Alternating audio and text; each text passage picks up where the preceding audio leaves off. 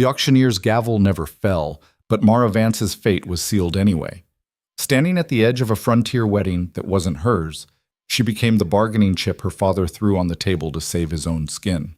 The crowd whispered, the mountain healer watched, and Mara realized that shame could be louder than any scream.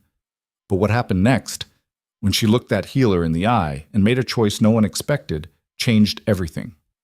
Stay with me until the end of this story.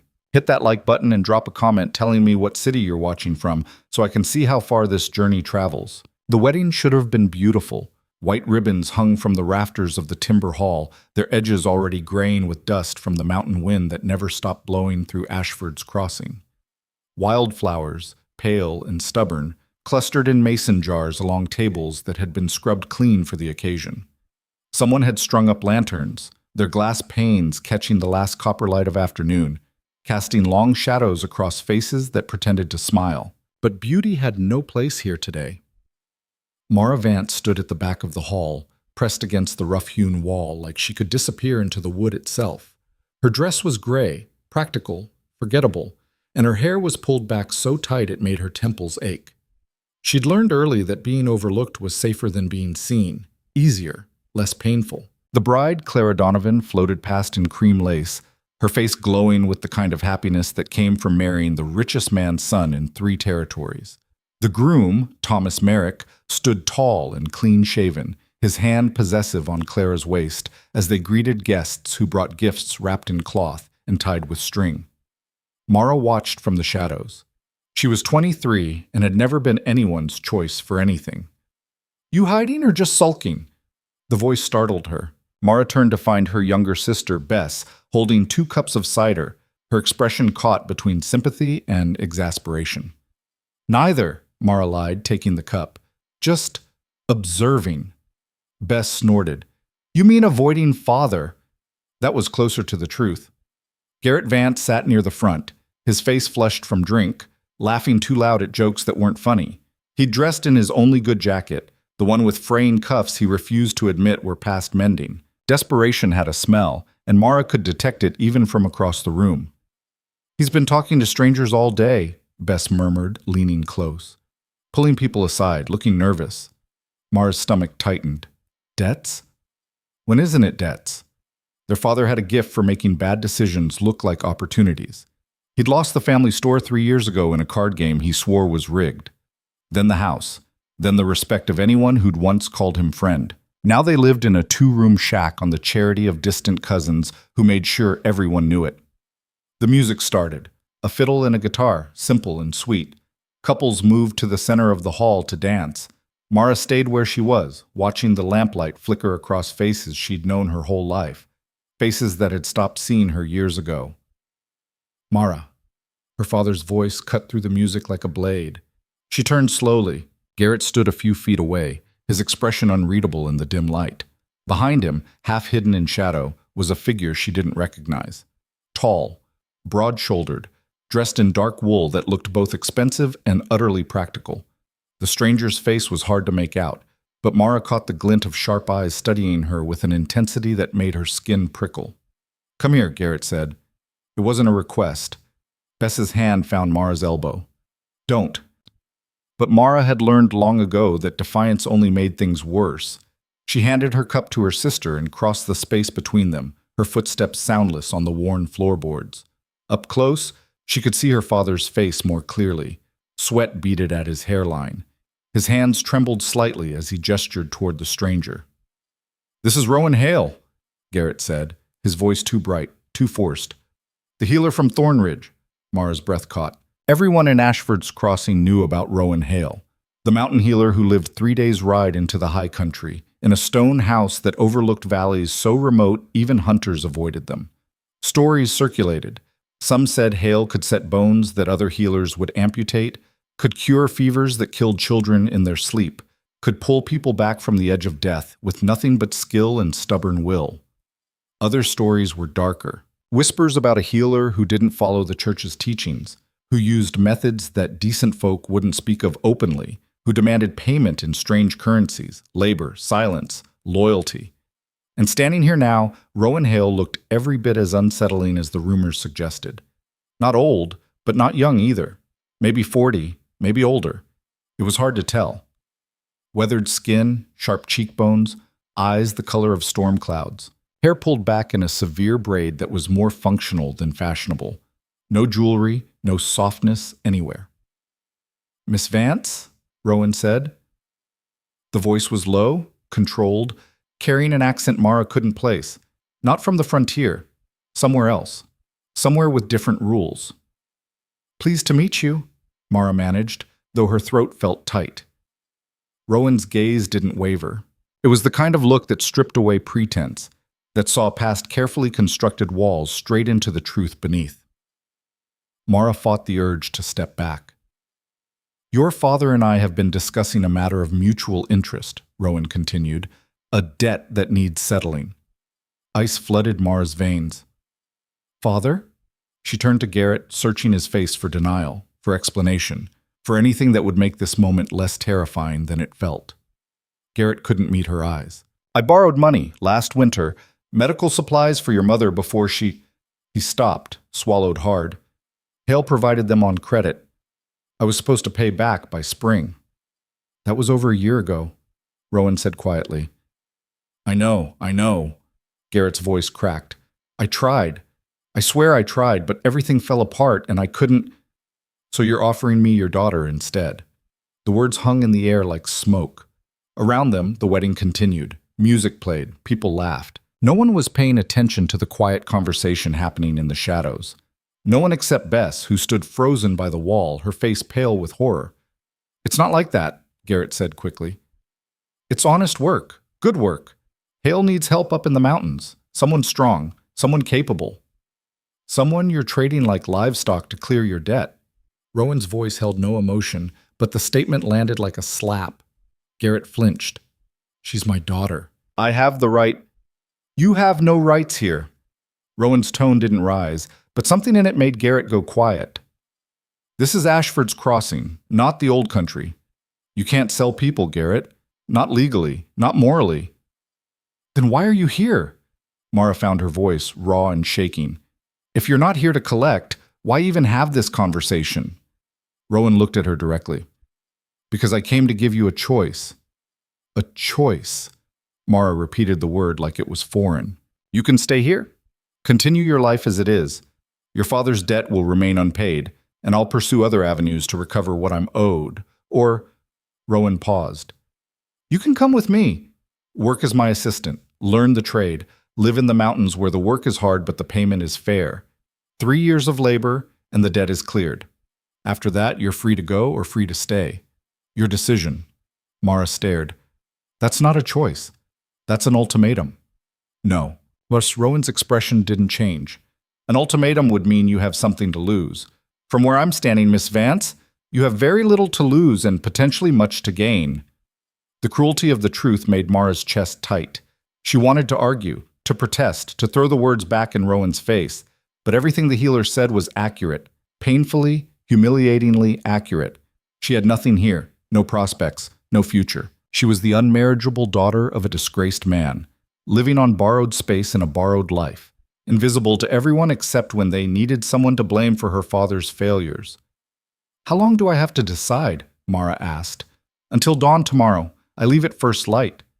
"And if I say no?" "Then you say no. I'm not in the business of forcing people into service." Rowan's gaze held steady. "But understand this. If you come, I expect commitment. The work is dangerous. The conditions are harsh. I don't have patience for complaints or half measures. You'll earn your keep or you'll leave. Those are the only 2 options once you're there." Garrett made a small, desperate sound. "Mara, please. It's a good opportunity. Better than anything you'd find here." The words struck like stones.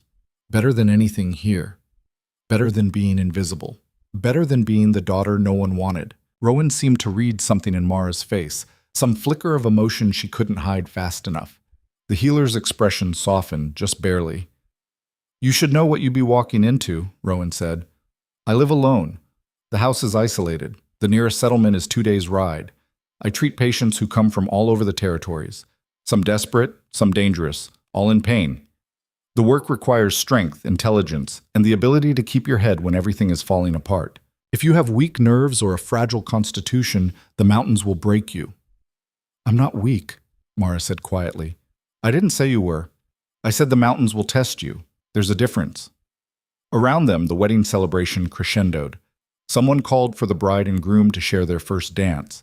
Clara and Thomas moved to the center of the floor, their bodies swaying in perfect rhythm, their futures bright and certain and completely unlike anything Mara would ever have. She looked at her father, at the man who'd gambled away their security, who'd let pride and poor decisions reduce them to charity cases, who was now offering her up like a bargaining chip to save himself. She looked at Rowan, at the hard, measuring gaze that promised nothing except honesty and hard work, and a chance, maybe the only chance, to be something other than forgotten. And she looked at herself, reflected faintly in the dark window glass behind Rowan's shoulder. Gray dress, tight hair, invisible girl. I'll give you my answer at dawn, Mara said. Rowan nodded once. Fair enough. I'll be camped at the north edge of town. Come alone if you're coming.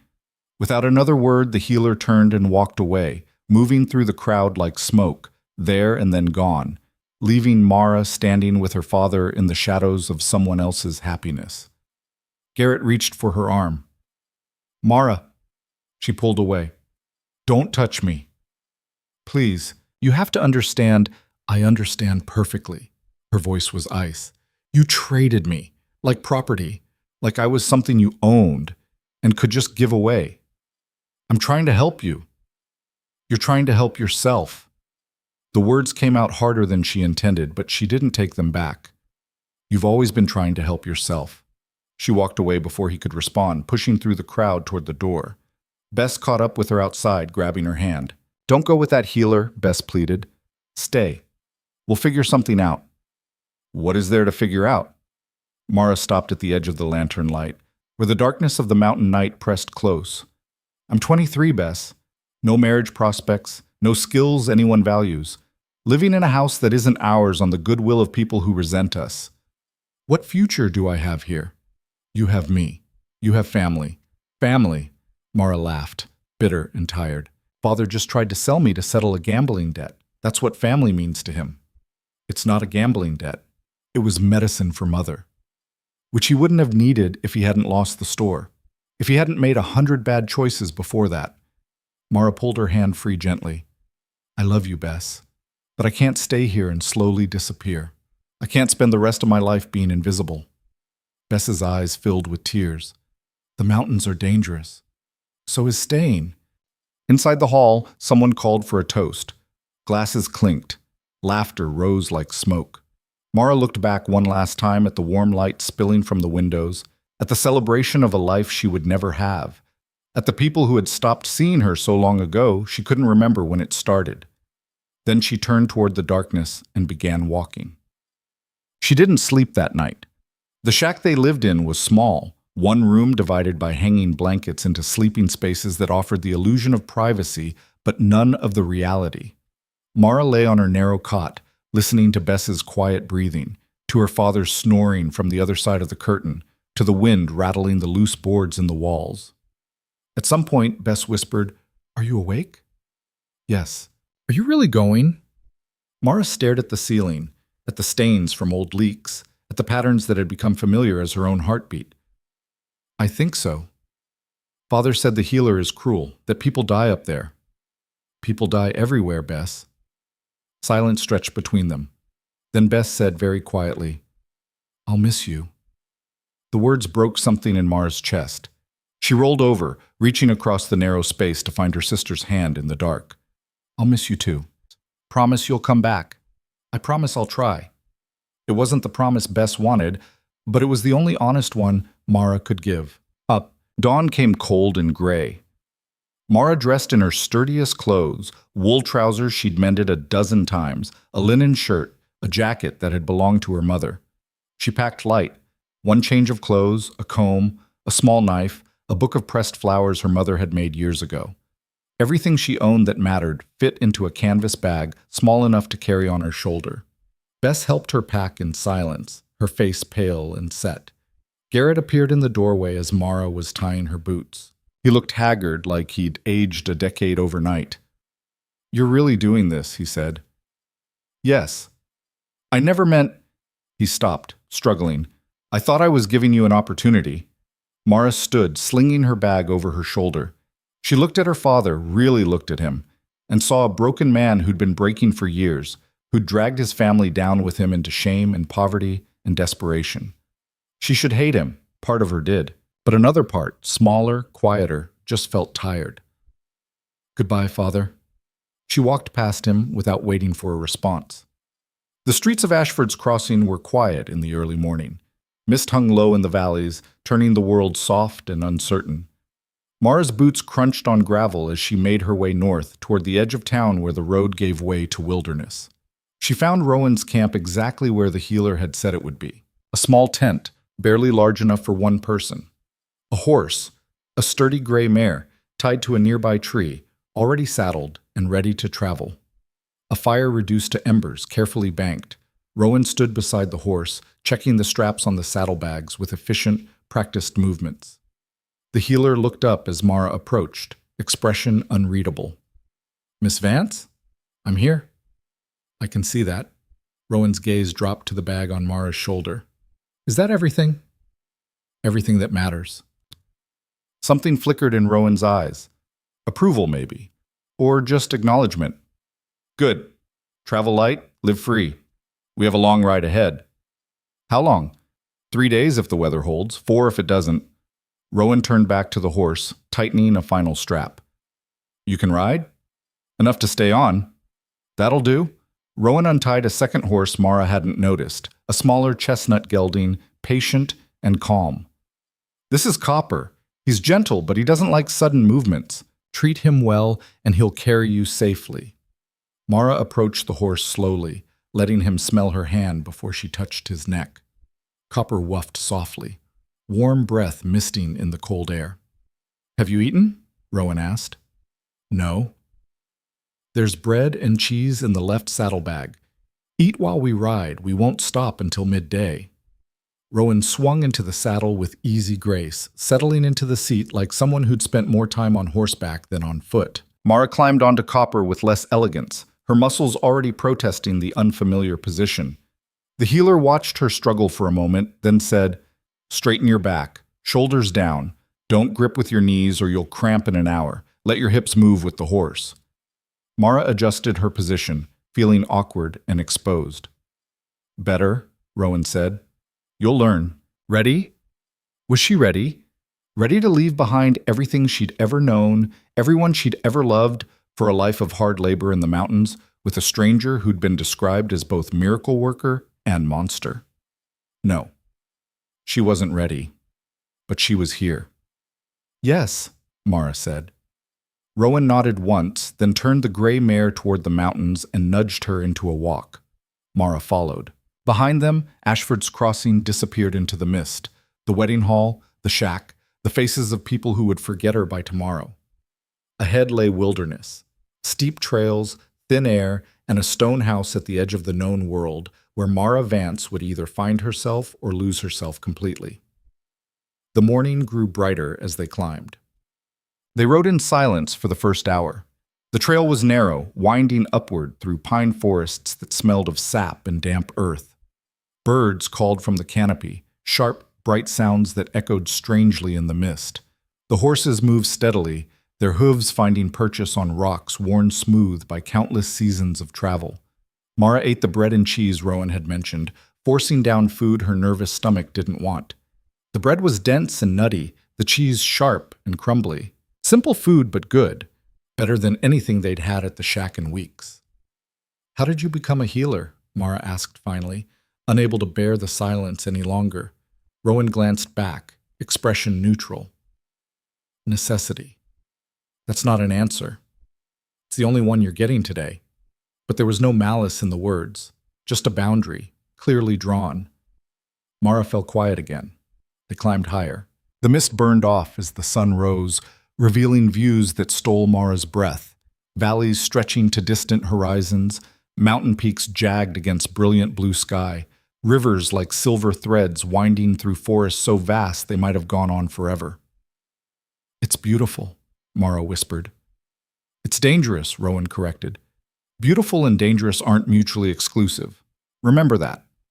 At midday, they stopped beside a stream that tumbled down smooth boulders, cold and clear. Rowan dismounted with fluid ease, immediately checking the horses, running experienced hands over legs and hooves, examining the tack for wear. Mara climbed down more slowly, her legs stiff and aching. She'd ridden before, but never for hours at a stretch. Every muscle in her body was registering a complaint. "Drink," Rowan said, gesturing to the stream. "Fill your canteen. We won't find clean water again until evening." Mara knelt beside the water, cupping her hands to drink. The cold was shocking, almost painful, but it cleared her head and settled her stomach. Rowan crouched nearby, pulling dried meat and hard biscuits from the saddlebags. The healer handed half to Mara without comment. They ate in the dappled shade of pine trees, surrounded by the sound of rushing water and wind in the branches. It should have been peaceful. Instead, Mara felt tension coiling tighter in her chest with every passing minute. "You're frightened," Rowan observed. It wasn't a question. "Shouldn't I be?" Mara met the healer's gaze. "I'm riding into the wilderness with someone I don't know, to a place I've never been, with no guarantee of safety or success or even survival. Yes, I'm frightened." "Good." Rowan took a bite of dried meat, chewing thoughtfully. "Fear keeps you alert, keeps you careful. It's only dangerous when it paralyzes you. Are you paralyzed?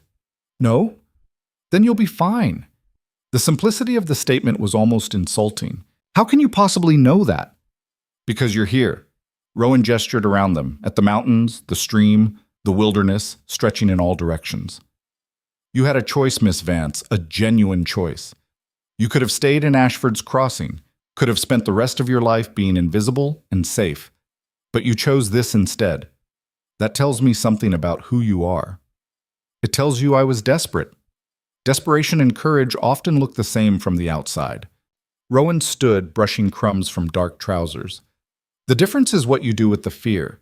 Do you let it stop you, or do you use it to push forward?" Mara didn't have an answer for that. They mounted again and continued climbing. The second day was harder.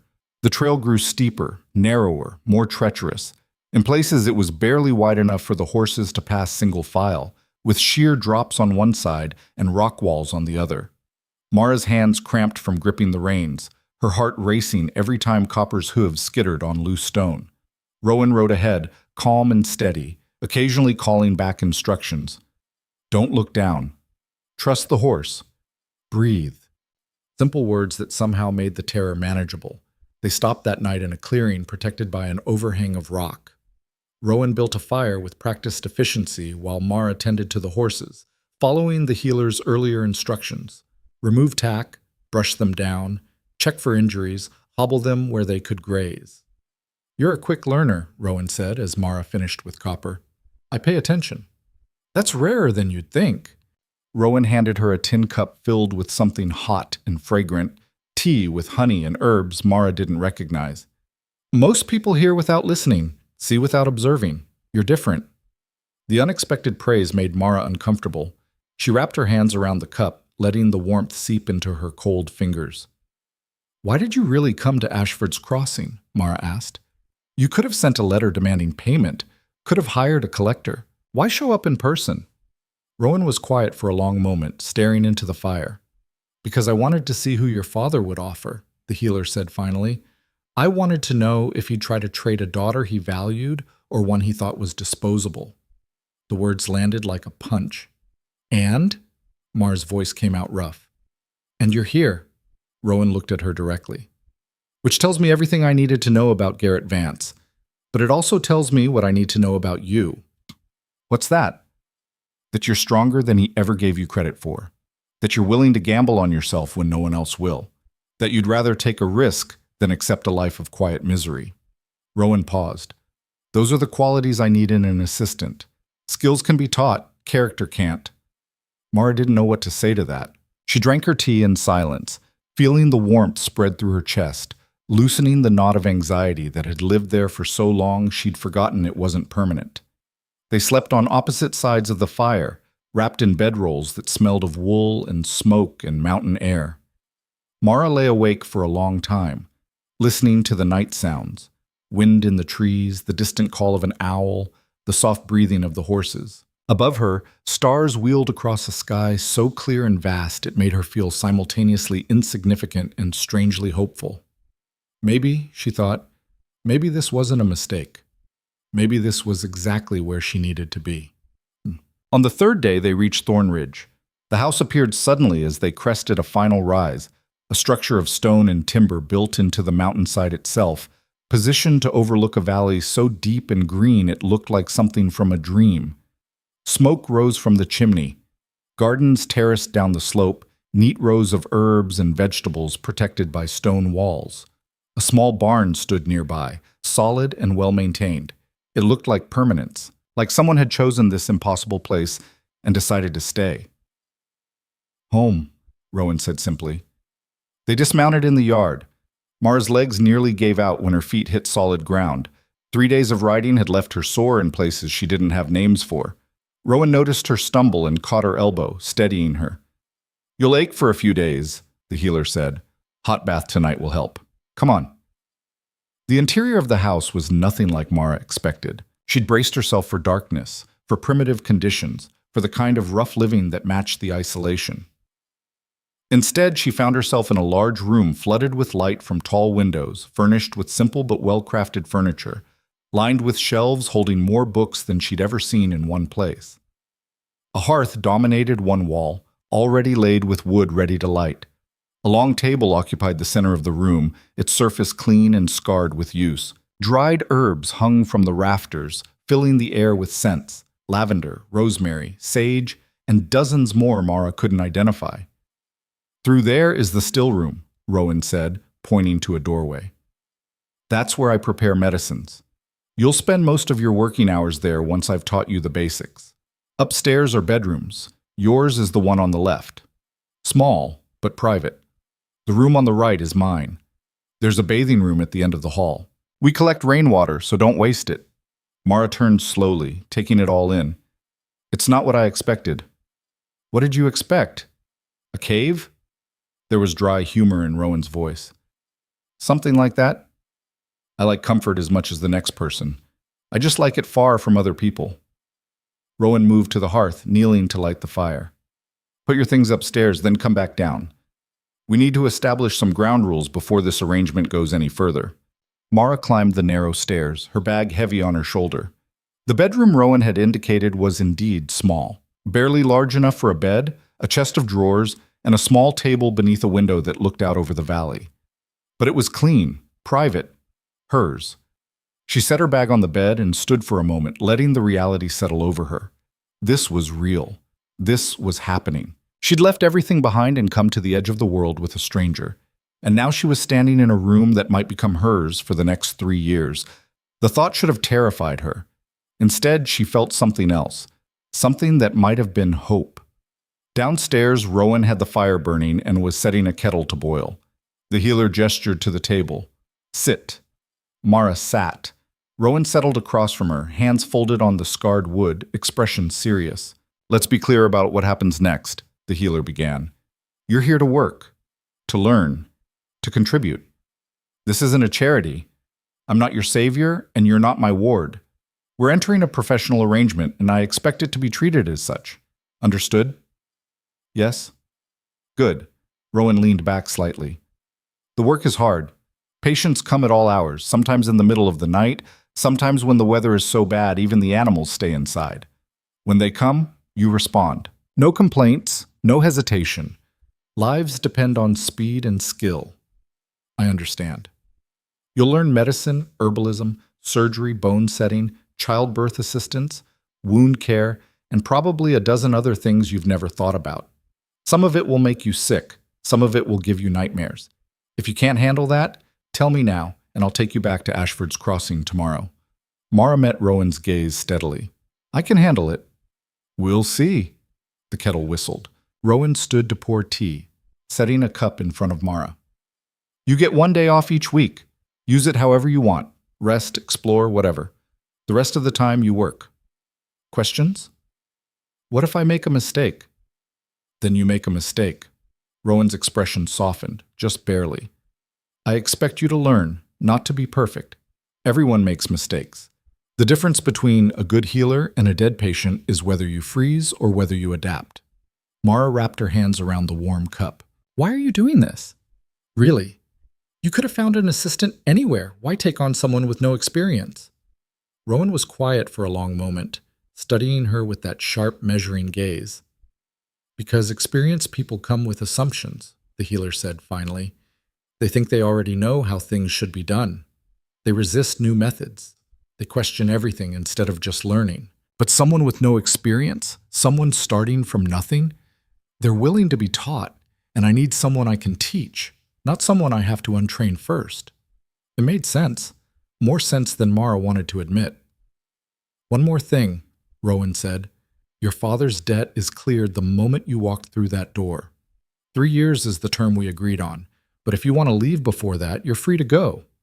I won't hold you here against your will. This only works if you choose it, every single day. Understood? Mara stared. You're saying I could leave right now and the debt would still be cleared? Yes.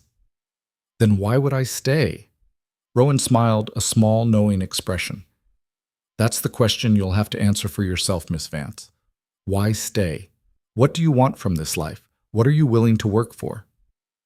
The questions hung in the air between them, heavy with possibility.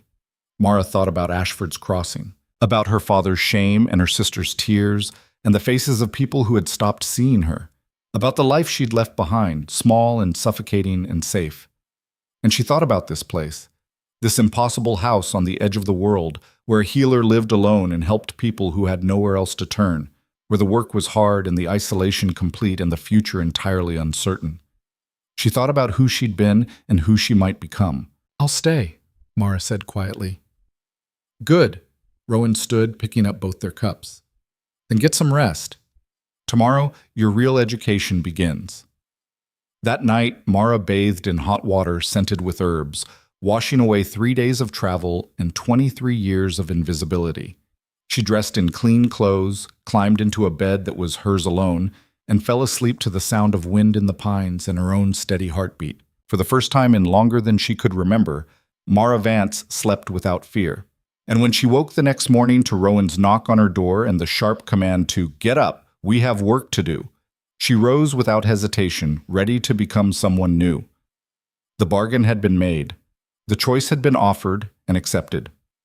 Now came the hard part, living up to the potential Rowan seemed to see in her, the potential no one else had ever bothered to look for. In the mountains where survival was earned and nothing came easy, Mara's transformation had already begun. She just didn't know it yet. The first lesson came before breakfast. Mara had barely splashed cold water on her face when Rowan appeared in the doorway, already dressed and moving with the brisk efficiency of someone who'd been awake for hours. Still room, now. No greeting, no gentle easing into the day, just expectation. Mara followed the healer down the narrow hallway, her stomach growling in protest. The still room was smaller than the main living space, but no less organized. Shelves lined every wall, packed with glass jars containing powders, dried leaves, roots, and substances Mara couldn't begin to identify. A long workbench dominated the center, its surface stained with years of use. Mortars and pestles of various sizes sat in neat rows. Scales hung from ceiling hooks. The smell was overwhelming, earthy and sharp and faintly medicinal. This, Rowan said, gesturing around the room, is where knowledge becomes action. Everything in here has a purpose. Some things heal, some things kill. The difference is often just a matter of dosage and application. Your first job is to learn what everything is and what it does. Mara stared at the hundreds of jars, feeling suddenly very small. All of it? All of it. Rowan pulled down a jar containing dried leaves, dark green and slightly curled. Start here. This is comfrey. Good for wounds, broken bones, bruises, but dangerous if taken internally in large amounts. It can damage the liver. You'll make a poultice with it later today, so pay attention. The lesson continued without pause. Rowan moved from jar to jar, pulling down samples, explaining uses and contraindications in a rapid-fire delivery that left Mara's head spinning. Yarrow for bleeding, willow bark for pain and fever, chamomile for digestion and sleep. Foxglove for heart conditions, but deadly in the wrong dose. Valerian for anxiety, arnica for bruising. Write this down, Rowan said, handing Mara a leather-bound journal and a pencil. I won't repeat myself. Mara's hand cramped as she scribbled notes, trying to capture every detail. The names blurred together, the properties and warnings piled up until she couldn't keep them straight. But she kept writing, kept listening, kept pushing through the mental fog. After what felt like hours, Rowan finally stopped. That's enough for now. Come eat. The meal was simple: porridge with honey, bread, strong tea. They ate in silence, sitting at the long table while morning light streamed through the windows. Mara's hand ached, her head throbbed. She felt like she'd been trying to drink from a waterfall. Overwhelmed? Rowan asked, not looking up from the bowl. Yes. Good. That means you're paying attention. The healer finished eating and stood. Rest for 10 minutes, then we're going to the gardens. The gardens turned out to be terraced plots carved into the mountainside, protected from wind by carefully placed stone walls. Row after row of plants grew in disciplined order. Some Mara recognized, most she didn't. Rowan moved through them like a general inspecting troops, pointing out specimens, explaining growing conditions, demonstrating proper harvesting techniques. Cut here, not there, take only what you need, thank the plant. Thank the plant? Mara repeated, uncertain if she'd heard correctly. It's giving its life or part of its life for healing. The least you can do is acknowledge that. Rowan's tone brooked no argument. Call it superstition if you want. I call it respect. They worked through the morning. Mara's hands soon stained green from handling leaves and stems. The physical labor felt good after 3 days of riding, grounding her in her body after the mental assault of the stillroom lesson. Rowan worked beside her, moving with practiced grace, occasionally correcting her technique. Gentler. You're not wrestling it, you're harvesting it. By midday, Mara's back ached and sweat soaked through her shirt despite the cool mountain air.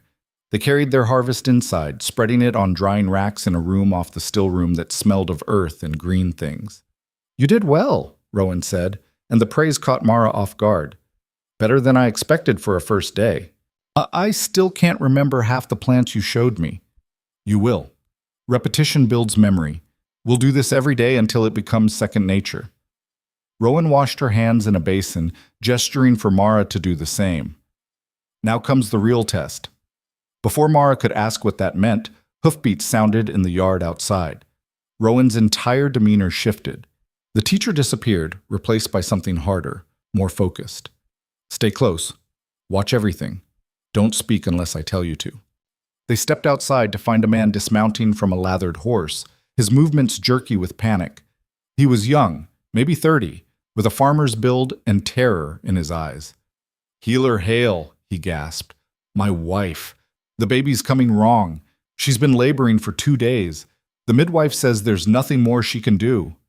Rowan was already moving toward the barn. How far? 3 hours hard ride. Is she bleeding? Some. Not a lot, but she's weak. So weak. Rowan emerged from the barn leading the gray mare, already saddled with bags Mara hadn't seen before. Medical supplies, she realized, prepared and ready for exactly this kind of emergency. Mara, Rowan called. Saddle Copper, you're coming with me. The farmer's eyes widened. But she's my assistant, Rowan cut him off. And she needs to learn. We're wasting time. Move. They rode hard. The farmer led them down trails Mara wouldn't have dared attempt at a walk, but Copper followed the gray mare with sure-footed confidence. Branches whipped past, stones scattered under hooves. The world blurred into speed and danger and the pounding rhythm of her own heart. Rowan rode like someone born to it, leaning into the mare's movement, calling back occasional instructions that Mara barely heard over the wind. All she could do was hold on and trust the horse beneath her. They reached the farmstead in just over 2 hours, a collection of rough buildings surrounded by cleared fields. The farmer's wife was inside the main house, lying on a bed soaked with sweat and blood, her face gray with exhaustion. An older woman, the midwife, stood nearby, wringing her hands. Rowan dismounted and was inside before Mara even got her feet on the ground. By the time she made it through the door, the healer was already examining the laboring woman with hands that moved with absolute certainty. How long since the waters broke? Rowan asked. Yesterday morning, the midwife said. The contractions started strong, but the baby won't come. I can feel it's turned wrong. Breech, I think, but I can't. It's transverse, Rowan said quietly. Lying sideways, that's why it won't descend. The healer looked at the farmer who stood frozen in the doorway. Boil water, clean linens, now. He fled to obey. Rowan turned to Mara. Wash your hands thoroughly. Use the soap in my bag. Then get out the leather roll with the surgical instruments. Be ready to hand me whatever I ask for. Mara's hand shook as she followed the instructions. The woman on the bed moaned, a sound of such deep suffering it made Mara's throat tight. Focus. She had to focus. What's your name? Rowan asked the laboring woman gently. Sarah, came the whispered reply. Sarah, I'm going to turn the baby. It's going to hurt. But if I don't, neither of you will survive. Do you understand? Sarah nodded, tears streaming down her face. What followed was brutal. Rowan worked with absolute concentration, hands moving inside the woman's body, manipulating the baby with careful force. Sarah screamed. The midwife looked away. Mara stood frozen, holding instruments she didn't know the names of, watching Rowan fight against flesh and bone in the stubborn reality of a child stuck in the wrong position. There, Rowan breathed. Got the shoulder. Come on, little one, work with me. More pressure, more screams. Then suddenly, movement. Heads down, Rowan said. Sarah, I need you to push. I know you're tired. I know it hurts, but your baby needs you to push now. What little strength Sarah had left, she gathered. Mara watched in awe as the woman bore down with everything she had, her body trying one more time to do what it was meant to do. The baby came in a rush of blood and fluid. Rowan caught the tiny body with practiced hands, immediately clearing its mouth and nose. For a terrible moment, there was silence. Then, a thin, reedy cry. It's a girl, Rowan said, wrapping the infant in clean cloth and handing her to Sarah, who sobbed with relief so profound it seemed to shake the room. Mara realized she was crying too.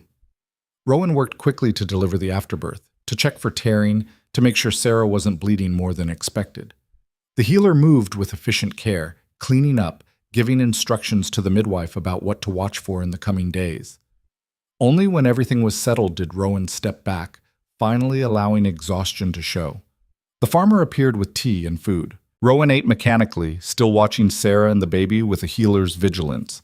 Mara sat in a corner, unable to eat, unable to do anything but process what she'd just witnessed. You did well, Rowan said quietly, not looking at her. I didn't do anything. You stayed calm. You followed instructions. You didn't faint or run or freeze when it got hard. That's more than most people manage their first time. Rowan finally met her eyes. Birth is messy and frightening and beautiful. You'll see it many more times, each one different, each one a battle between life and death. They stayed through the evening, making sure Sarah was stable, that the baby was nursing, that the crisis had truly passed. Only as night fell did Rowan declare it safe to leave. The ride back was slower, both horses and riders drained. Mara swayed in the saddle, exhaustion pulling at her like gravity. The moon rose, bright and cold, lighting the trail home. Why do you do it? Mara asked into the darkness. Do what? This, all of it. You could live anywhere, practice anywhere. Why here? Why alone? Rowan was quiet for a long time. When the healer finally spoke, the words came slow and careful. Because here, the work matters. In the cities, in the towns, there are dozens of healers, competition, politics, hierarchies. Here, I'm the only option for people within 100 miles. If I don't help them, no one will. A pause. And because I like the silence, the solitude, the honesty of it, mountains don't lie. They don't pretend to be something they're not. You survive or you don't. You adapt or you die. There's a purity in that. Don't you get lonely? Sometimes. Rowan glanced back at her. But loneliness is different from being alone. One is suffering, the other is peace. I choose peace. They reached the house near midnight. Mara could barely stand, could barely climb the stairs to her room. She fell into bed still dressed, too tired even to remove her boots. Sleep claimed her instantly. The pattern repeated day after day. Mornings in the still room learning the properties of plants and minerals and compounds. Afternoons in the gardens or processing harvests or preparing medicines. Evenings studying the journals Rowan kept, detailed records of cases, treatments, outcomes. Every spare moment filled with learning, with work, with the relentless accumulation of knowledge. Patients came irregularly, but inevitably. A hunter with an infected wound, a child with fever and rash, an old man whose heart beat too slowly, a woman coughing blood. Each one a puzzle Rowan solved with calm expertise while Mara watched, assisted, learned. Some lived, some died. Rowan treated both outcomes with the same steady professionalism, never celebrating victories or dwelling on losses, just moving forward to the next patient, the next problem, the next opportunity to pit skill against suffering. You can't save everyone, the healer told Mara after a particularly difficult case, a young man who'd been trampled by his own horse and died despite their best efforts. The sooner you accept that, the longer you'll last in this work. Grieve if you need to. Then let it go and focus on the ones you can still help. It was harsh wisdom, but Mara came to understand its necessity. Carrying every loss would crush you. You had to develop calluses, not just on your hands, but on your heart, enough to keep working. Not so much that you stopped caring. The weeks turned into months. Mara's body changed, muscles hardened from constant physical labor. Her hands developed the calluses Rowan had predicted. The soft skin of town life replaced by the tougher surface of someone who worked with their hands. She learned to ride without thinking about it, to hike steep trails without gasping for breath, to carry heavy loads without complaint. Her mind changed too. The overwhelming flood of information began to organize itself into patterns, connections, understanding. She could identify plants by sight now, by smell, sometimes even by the feel of their leaves. She knew which remedies worked for which conditions, could prepare tinctures and poultices and salves without constant reference to her notes. And slowly, carefully, Rowan began to trust her with more responsibility. "Stitch this wound," the healer said one afternoon, stepping back from a patient with a gash across his forearm. Mara's heart raced. "I'll guide you. But your hands need to learn the motion. Start here." The first stitch was clumsy, the second better. By the 10th, Mara found a rhythm. The precise angle of the needle, the right tension on the thread, the careful spacing that would leave the cleanest scar. The patient, a logger who'd misjudged a falling branch, watched with interest. "She's good," he told Rowan. "She's learning," Rowan corrected, but there was approval in the words. Winter came early to the mountains that year. Snow fell in October, heavy and persistent, transforming the landscape into something beautiful and deadly. The trails became treacherous. Patients arrived less frequently, only those desperate enough to risk the weather. Rowan used the quieter time to deepen Mara's education, teaching her bone setting, basic surgery, the delicate art of mixing medicines where precision meant the difference between cure and poison. They fell into a rhythm, working together in comfortable silence, moving around each other in the still room like dancers who knew each other's steps. Rowan was demanding but fair, critical but never cruel. When Mara made mistakes, the healer corrected them without judgment. When she succeeded, Rowan acknowledged it with quiet approval. It wasn't friendship exactly.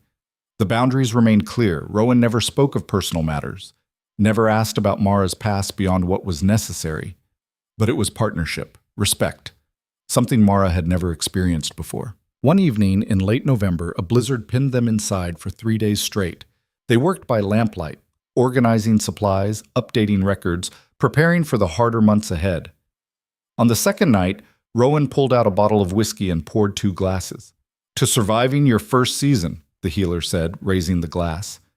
Mara clinked hers against it. The whiskey burned going down, harsh and warming. "I didn't think I would. That first week I thought I'd made the worst mistake of my life." "What changed your mind?" "I started to feel useful, for the first time ever." Mara stared into her glass. "Back in Ashford's Crossing, I was just there, taking up space, being a burden. Here, I have purpose."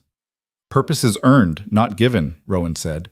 "You did that yourself. I just provided the opportunity. That's more than anyone else ever did." Rowan was quiet for a moment, then asked, "Do you miss it, your old life?" "Sometimes I miss my sister, but the rest?" Mara shook her head. "No, I don't miss being invisible." "You were never invisible, Rowan said. "People just refuse to see you. There's a difference." The words settled into Mara like a gift. She'd spent so many years believing she was the problem, too plain, too quiet, too forgettable. But what if the problem had never been her? What if it had been them? The people who looked without seeing, who judged without knowing, who dismissed her before she'd even had a chance. The blizzard passed. Work resumed. More patients came as winter deepened. A pregnant woman who needed bed rest.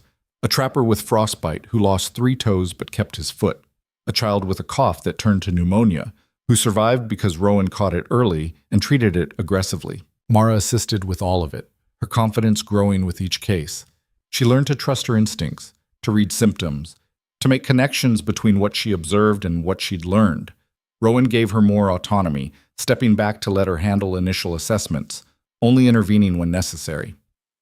"You have good instincts," the healer told her one night after a particularly complex case. "Better than some people I trained with who had years of formal education. You listen to what the patient's body is telling you. That's a rare skill." The praise warmed Mara more than any fire could.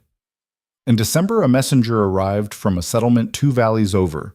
Disease had broken out, fever, vomiting, spreading fast through the population. They needed help. Rowan packed supplies immediately. "This could be cholera or typhoid. Either way, it's dangerous. I won't order you to come, but I could use the help." Mara didn't hesitate. "I'm coming."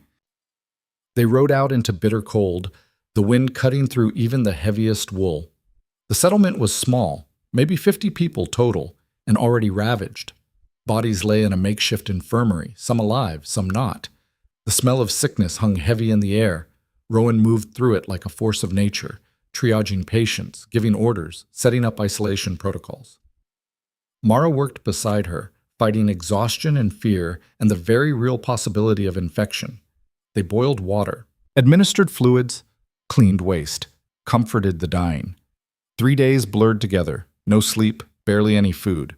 Just constant work and the desperate hope that they could slow the dying.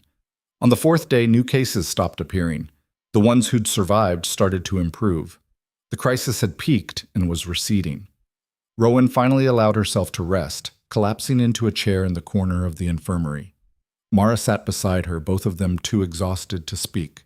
15 dead, Rowan said quietly. 37 saved. It should feel like a victory. It never does. "You saved 37 lives, Mara said. "That matters." "Does it? To the families of the 15? "Yes. Because you tried. Because you came when no one else would. Because you gave them a chance." Mara's voice was firm. "You can't save everyone. You taught me that. But you save who you can. That has to be enough." Rowan looked at her, really looked, and something shifted in that gaze. Recognition. Respect. Maybe even the beginning of trust that went beyond professional partnership. "When did you get so wise?" the healer asked. "I had a good teacher." They rode home 2 days later, both of them hollow-eyed and worn, but alive, and having made a difference in a place that desperately needed it. Winter deepened. The work continued. Mara's first year in the mountains was ending, and she'd been transformed so completely she barely recognized herself. The uncertain girl who'd climbed onto Copper that first morning was gone, replaced by someone capable, confident, strong. She could set a broken bone now, could stitch wounds that wouldn't scar badly, could diagnose common illnesses and prepare the medicines to treat them, could handle patients with calm authority, could make decisions under pressure, could look at suffering without flinching. Rowan had been right about the mountains. They tested you, broke you down and built you back up, stripped away everything soft and useless until only the essential remained. Mara had survived that forging, more than survived. She'd thrived. On the shortest day of the year, they stood together on the ridge overlooking the valley, watching the sun set in brilliant colors across snow-covered peaks. The wind was sharp, but they'd both stopped feeling the cold the way they used to. Adaptation. Survival. "You've done well this year," Rowan said. "Better than well. You've become someone I can rely on. That's not common. Thank you for giving me the chance." "I didn't give you anything," Rowan corrected gently. "You earned everything you have here. Remember that. No one can take it from you because it's yours, built by your own hands and will." Mara felt tears sting her eyes. Not from sadness, but from something bigger: gratitude, pride. The profound relief of discovering that she was capable of more than anyone had ever believed, including herself. She'd left Ashford's Crossing to escape shame. She'd found something better: purpose, strength, and a future she was building one day at a time. The bargain her father had made seemed like a lifetime ago. A different world. A different Mara. This Mara belonged to the mountains now, and the mountains, slowly but surely, were becoming hers. Spring arrived late but fierce, melting snow in torrents that turned streams into rivers and made the trails impassable for weeks. Mara stood at the window one morning, watching a water cascade down the mountainside, when Rowan appeared beside her with 2 cups of tea. "We're going to have company soon," the healer said quietly. "How do you know?" "The roads are finally clearing. People who've been waiting all winter will start coming." Rowan handed her a cup. "Prepare yourself. The next few months will be relentless." The prediction proved accurate. Within days, patients began arriving in steady streams. A woman whose pregnancy had complications. 2 minors with lung disease from months of breathing stone dust. A child who'd been burned badly in a kitchen accident. An elderly man whose joints had deteriorated over the winter until he could barely walk. Mara worked alongside Rowan with practiced efficiency now, their movements synchronized through months of partnership. She could anticipate what the healer needed before being asked, could handle routine cases independently, could make judgment calls that Rowan trusted without question. "You're ready to take lead on the next simple case," Rowan told her one afternoon between patients. Mara's heart jumped. "You think so?" "I don't say things I don't mean. Next patient with straightforward symptoms, minor injury, common illness, nothing unusual. They're yours. I'll observe, but I won't intervene unless necessary." The opportunity came sooner than expected. That evening, a young woman arrived complaining of persistent stomach pain and nausea. Mara examined her carefully, asking questions, palpating her abdomen, checking for fever and other signs of serious illness. "How long have you had these symptoms?" Mara asked. 3 weeks, maybe 4. "Any changes in appetite, bowel movements?" The woman hesitated, glancing at Rowan, who stood silently in the corner. "I've been more hungry than usual, and tired. So tired." Mara continued her examination, noting the slight tenderness, the timing of the symptoms, the fatigue, pieces coming together. "When was your last monthly bleeding?" I'm not sure. It's been irregular." "Could you be pregnant?" The woman's face went pale, then flushed. We've only been married 6 months and nothing had happened yet, so I assumed." Mara glanced at Rowan, who gave the slightest nod of encouragement. She turned back to her patient with a gentle smile. "I believe you're expecting. The nausea, the fatigue, the missed courses, these are all normal early signs. Your body is doing exactly what it should." The woman burst into tears, happy ones, relief and joy mixing together as she pressed both hands to her stomach. "Really? You're sure?" "As sure as I can be without more time passing, but yes, I'm confident." Mara moved to the shelf, selecting herbs with practiced ease. "I'll prepare something for the nausea. Ginger and mint taken as tea twice daily. Small, frequent meals will help too, and rest when you can." After the woman left, glowing with happiness, Rowan stepped forward. "Well done. Clean diagnosis, appropriate treatment, good bedside manner. That's exactly how it should be handled." Pride swelled in Mara's chest, warm and bright. A year ago, she wouldn't have known where to begin. Now she'd just conducted an entire consultation independently. The transformation felt miraculous. But the peace didn't last. In early May, Mara was working in the garden when she heard hoofbeats approaching fast. She straightened, shading her eyes against the afternoon sun, and felt her blood go cold. The rider was familiar. Too familiar. Her brother, Thomas Vance, sat astride a fine horse. Too fine for someone who'd grown up in the same poverty she had. He'd filled out since she'd last seen him, dressed in clothes that spoke of money recently acquired. 2 other men flanked him, both armed, both watching the house with calculation in their eyes. Mara's hands clenched around the gardening trowel.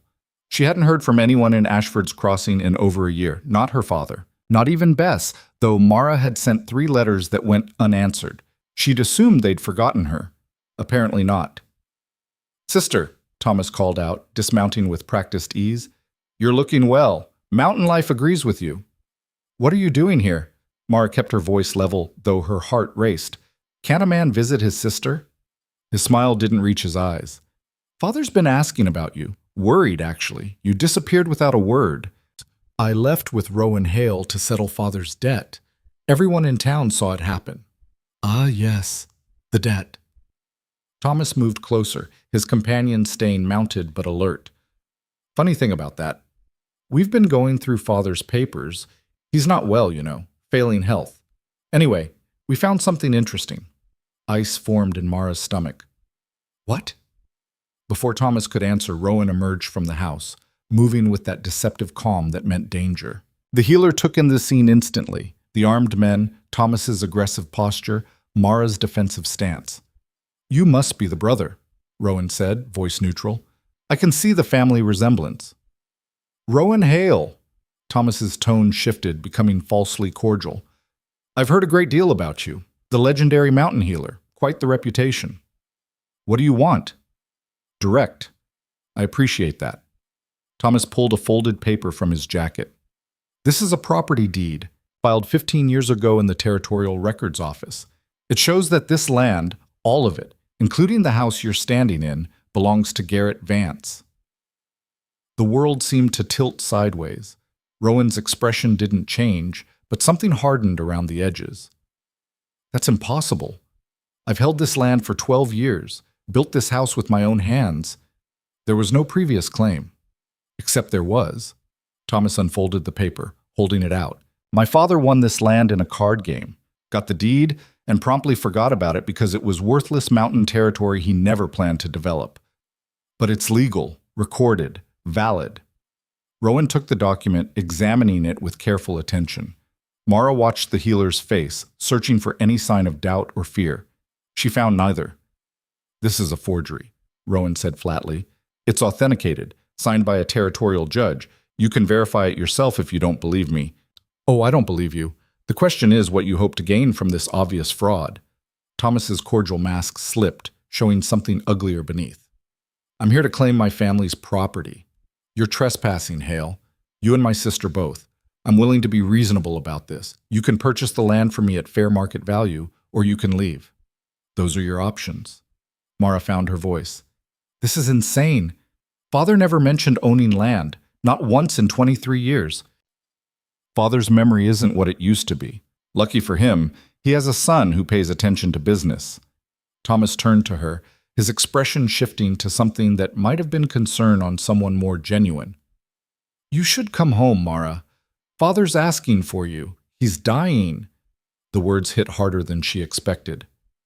Dying? Heart's failing. Doctor says he has months at most.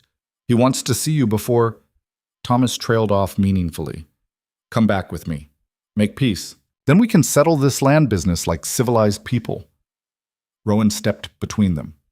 Your sister isn't going anywhere, and neither am I. Take your forged document and your hired muscle and get off my property. Your property? Thomas laughed, sharp and humorless. That's the whole point, Hale. It's not yours, never was. You've been squatting on Vance land for over a decade.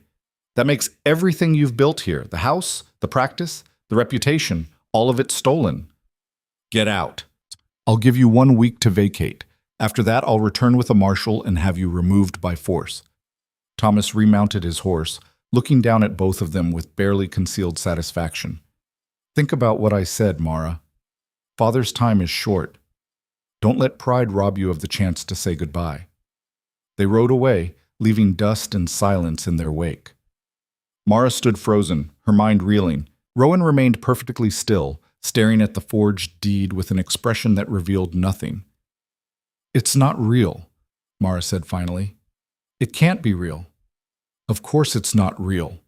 Rowan folded the paper precisely, movements controlled. But that doesn't matter if he can make people believe it is. What do we do? Rowan looked at her, and for the first time since they'd met, Mara saw uncertainty in those storm cloud eyes. Not fear exactly, but recognition that they were facing something more dangerous than disease or injury or any medical emergency. They were facing the law twisted into a weapon, and against that, even the best healer in the territories might not have a cure. We verify, Rowan said, First thing tomorrow, we ride to the territorial office and examine the actual records.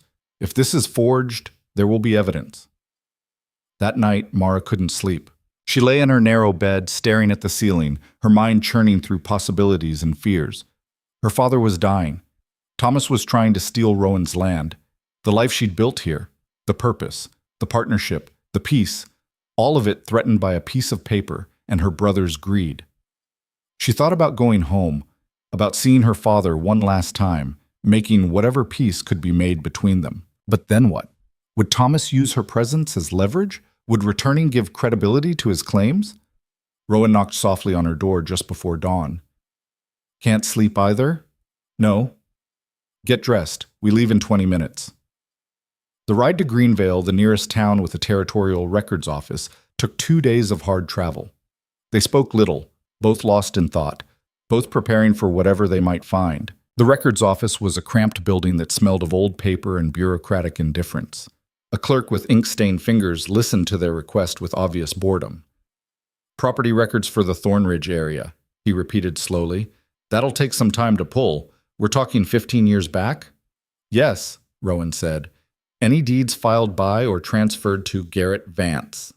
The clerk disappeared into back rooms stacked floor to ceiling with documents. Mara and Rowan waited in uncomfortable chairs, tension building with each passing minute. When the clerk finally returned, he carried a leather-bound ledger and several loose papers. Found 3 entries under that name. 2 are town properties in Ashford's Crossing, both now foreclosed. And this. He laid out a deed identical to the one Thomas had shown them. Mara's heart sank. Rowan leaned forward, examining it with intense focus. The signature, the healer said quietly. Compare it to the other documents. The clerk squinted at the papers, holding them up to the light. Huh, that's odd. The signatures don't match, not even close. This mountain property deed has a completely different hand than the town deeds. Different hand, Rowan repeated. Meaning? Meaning either Garrett Vance's signature changed dramatically between filings, or... The clerk's expression shifted, professional detachment giving way to interest. Or one of these is fraudulent. Can you verify which? I'd need to examine the original filing, check the judge's seal, cross-reference the date with court records. He trailed off, calculating. That'll take a few days. Maybe a week. We don't have a week, Mara said. My brother gave us 1 week to vacate the property. The clerk's eyebrows rose. This is a legal dispute? You should file a counterclaim. Get a lawyer. If there's evidence of forgery, the court will issue a stay on any eviction until the matter is resolved.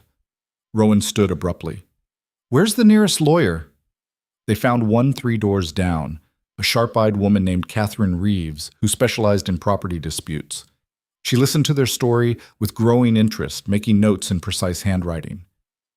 This is brazen, even by frontier standards, she said when they finished. Your brother is counting on several things. First, that you won't fight back. Second, that even if you do, the process will take so long you'll give up or run out of money. Third, that he can pressure you personally to abandon the claim. Can you stop him? Mara asked. I can file for an injunction which will prevent any forced eviction until we sort out the legitimacy of the deed. But that's just buying time. To actually win, we need to prove forgery beyond doubt. That means expert analysis of the documents, testimony about your father's activities 15 years ago, and ideally catching your brother in a lie under oath. Rowan pulled out a leather purse. What's your fee? Catherine named a number that made Mara wince. It was substantial. Rowan didn't hesitate, counting out gold coins without comment.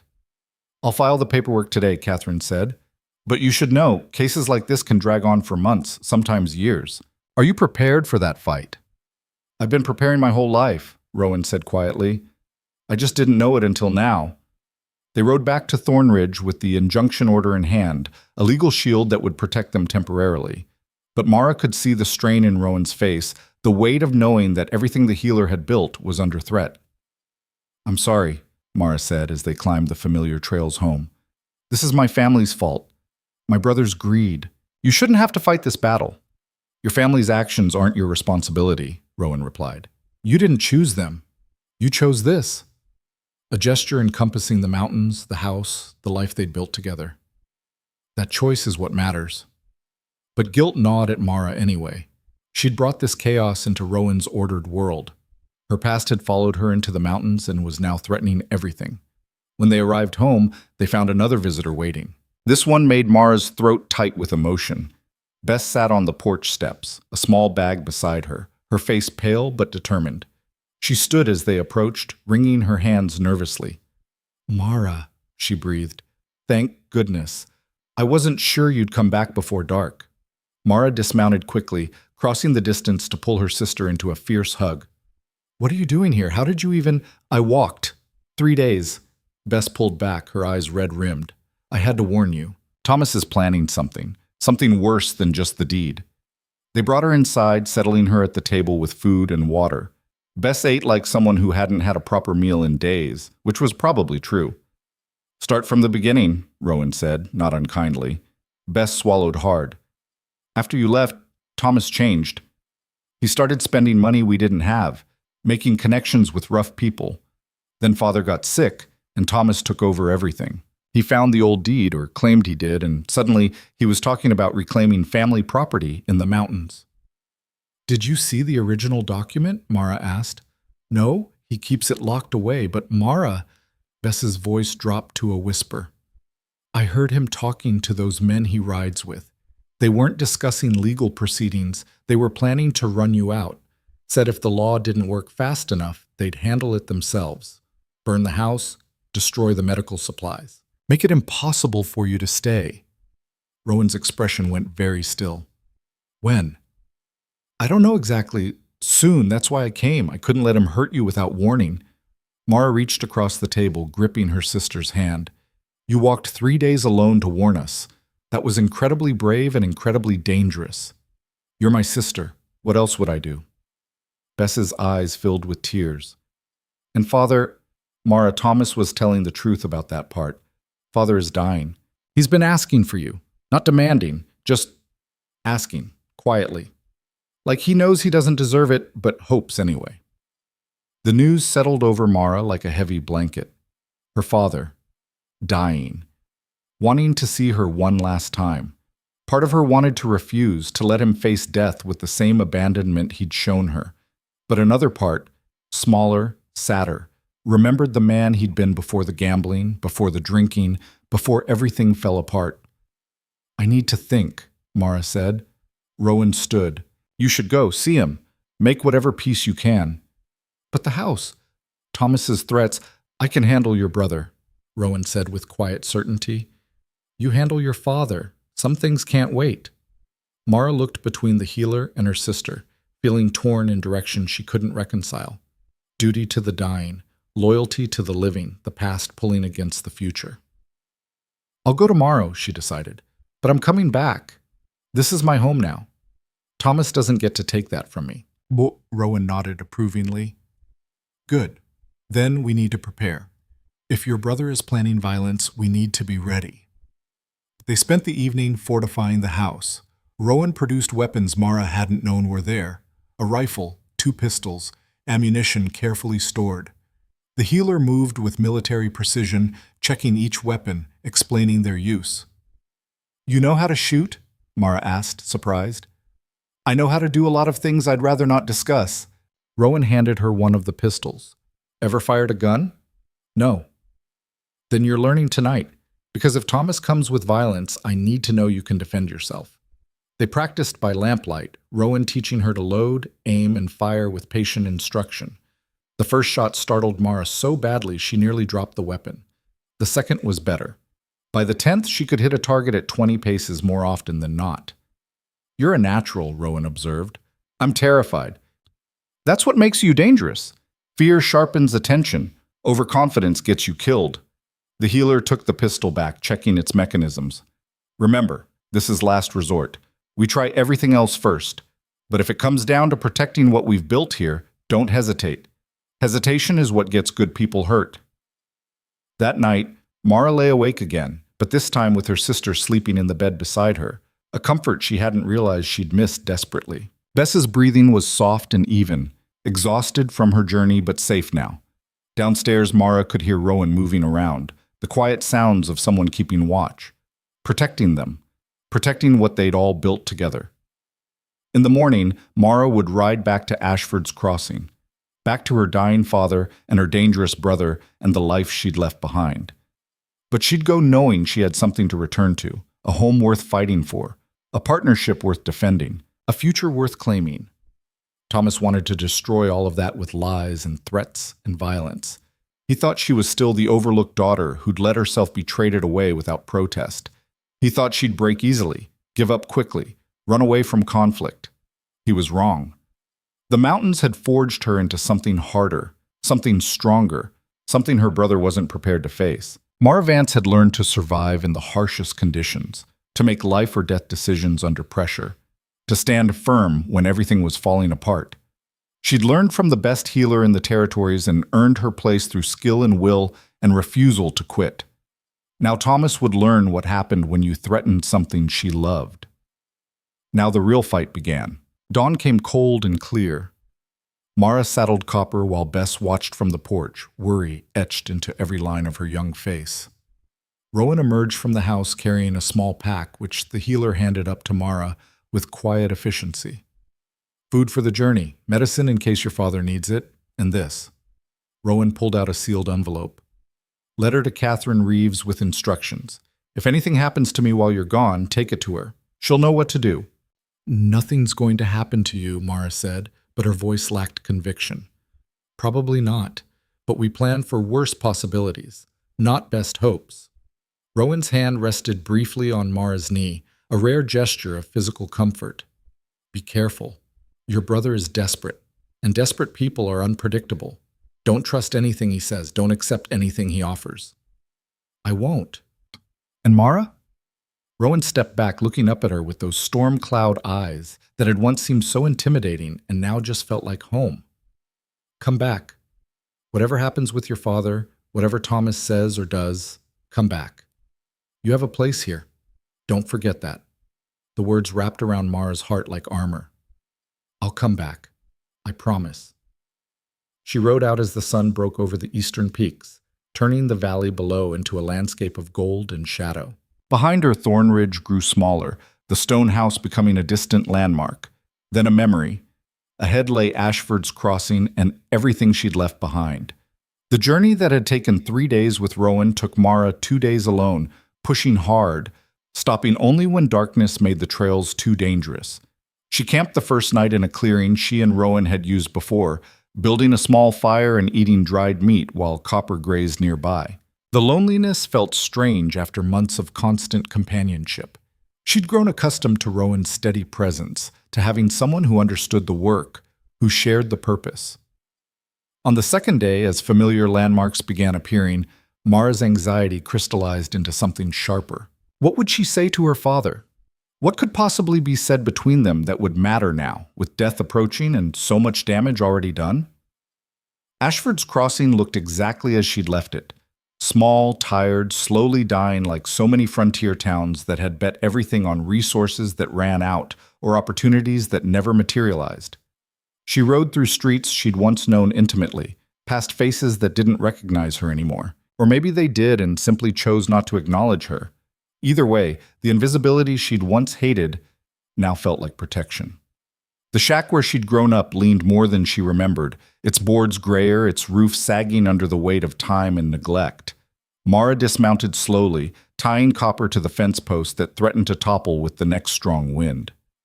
The door opened before she could knock. Thomas stood there, and for a moment they simply stared at each other. He looked older in the harsh afternoon light, harder, with lines around his mouth that spoke of anger held too long. His clothes were still fine, too fine. But up close, Mara could see they were wearing thin at the edges, maintained carefully to preserve an illusion of wealth that wasn't quite real. You came, he said, and something flickered in his expression that might have been genuine surprise. You said father was dying. Where is he? Inside. He's been sleeping most of the day, but he asked about you this morning. Thomas stepped aside, letting her enter. I'm glad you came, Mara. Truly. She didn't respond, didn't trust the sudden warmth in his voice. The interior of the shack was dimmer than she remembered, smelling of sickness and unwashed bodies and despair. Her father lay on the narrow bed in the corner, so diminished she almost didn't recognize him, Garrett Vance had always been a large man, tall, broad-shouldered, commanding despite his failures. Now he looked like he'd been hollowed out from the inside, his skin gray, his breathing labored. His eyes were closed, his hands resting on a chest that barely rose and fell. Mara approached slowly, her heart caught between anger and grief. This was the man who'd traded her away to save himself, who'd gambled away their security, who'd dragged his family into poverty through his own poor choices. But he was also the man who'd carried her on his shoulders when she was small, who'd taught her to read using newspapers he couldn't afford, who'd tried, in his own broken way, to be better than he was. "Father," she said softly. His eyes opened, unfocused at first, then locking onto her face. Recognition dawned, followed by something that looked like relief. "Mara." His voice was barely a whisper. "You came." "I came. I didn't think you would.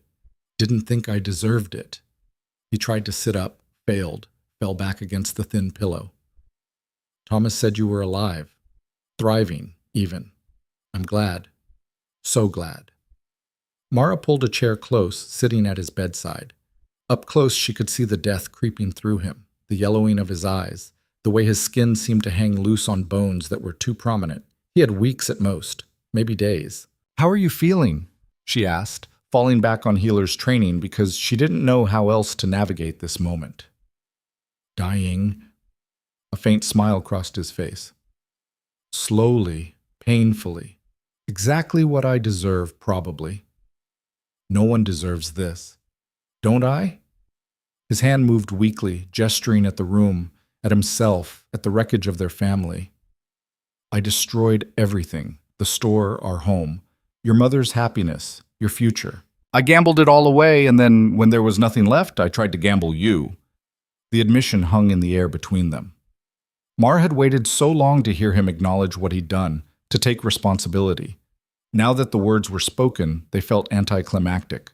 Too late, too small. "Why?" she asked. "Why did you do it? Any of it?" Garrett closed his eyes. Pride. Stupidity. The belief that the next hand would be the winning one, the next deal would solve everything. "I kept thinking I could fix it all if I just had one more chance. But the chances ran out and I was left with nothing except debts and shame. You could have asked for help, could have admitted you had a problem. And look weak? Let everyone see what a failure I was?" He laughed, bitter and broken. "I see it now. See how stupid that was. But in the moment, all I could think was that if I could just win one more time, no one would need to know how badly I'd failed." Mara felt tears burning her eyes. "You didn't fail alone, Father. You took us all down with you. I know, and I'm sorry for all of it, for the shame, for the poverty, for trading you away like property." He opened his eyes, looking at her directly.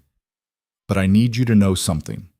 When Rowan Hale came to me with that offer, I didn't just see it as a way to clear my debt. I saw it as a way to give you something better than what you had here. A chance. A future. I knew you'd never forgive me for how I did it, but I hoped maybe someday you'd understand I was trying, in my own terrible way, to help." The words should have brought comfort. Instead, they made the anger flare hotter. "You don't get to rewrite this as some noble sacrifice. You were saving yourself and trying to make it look like you were helping me."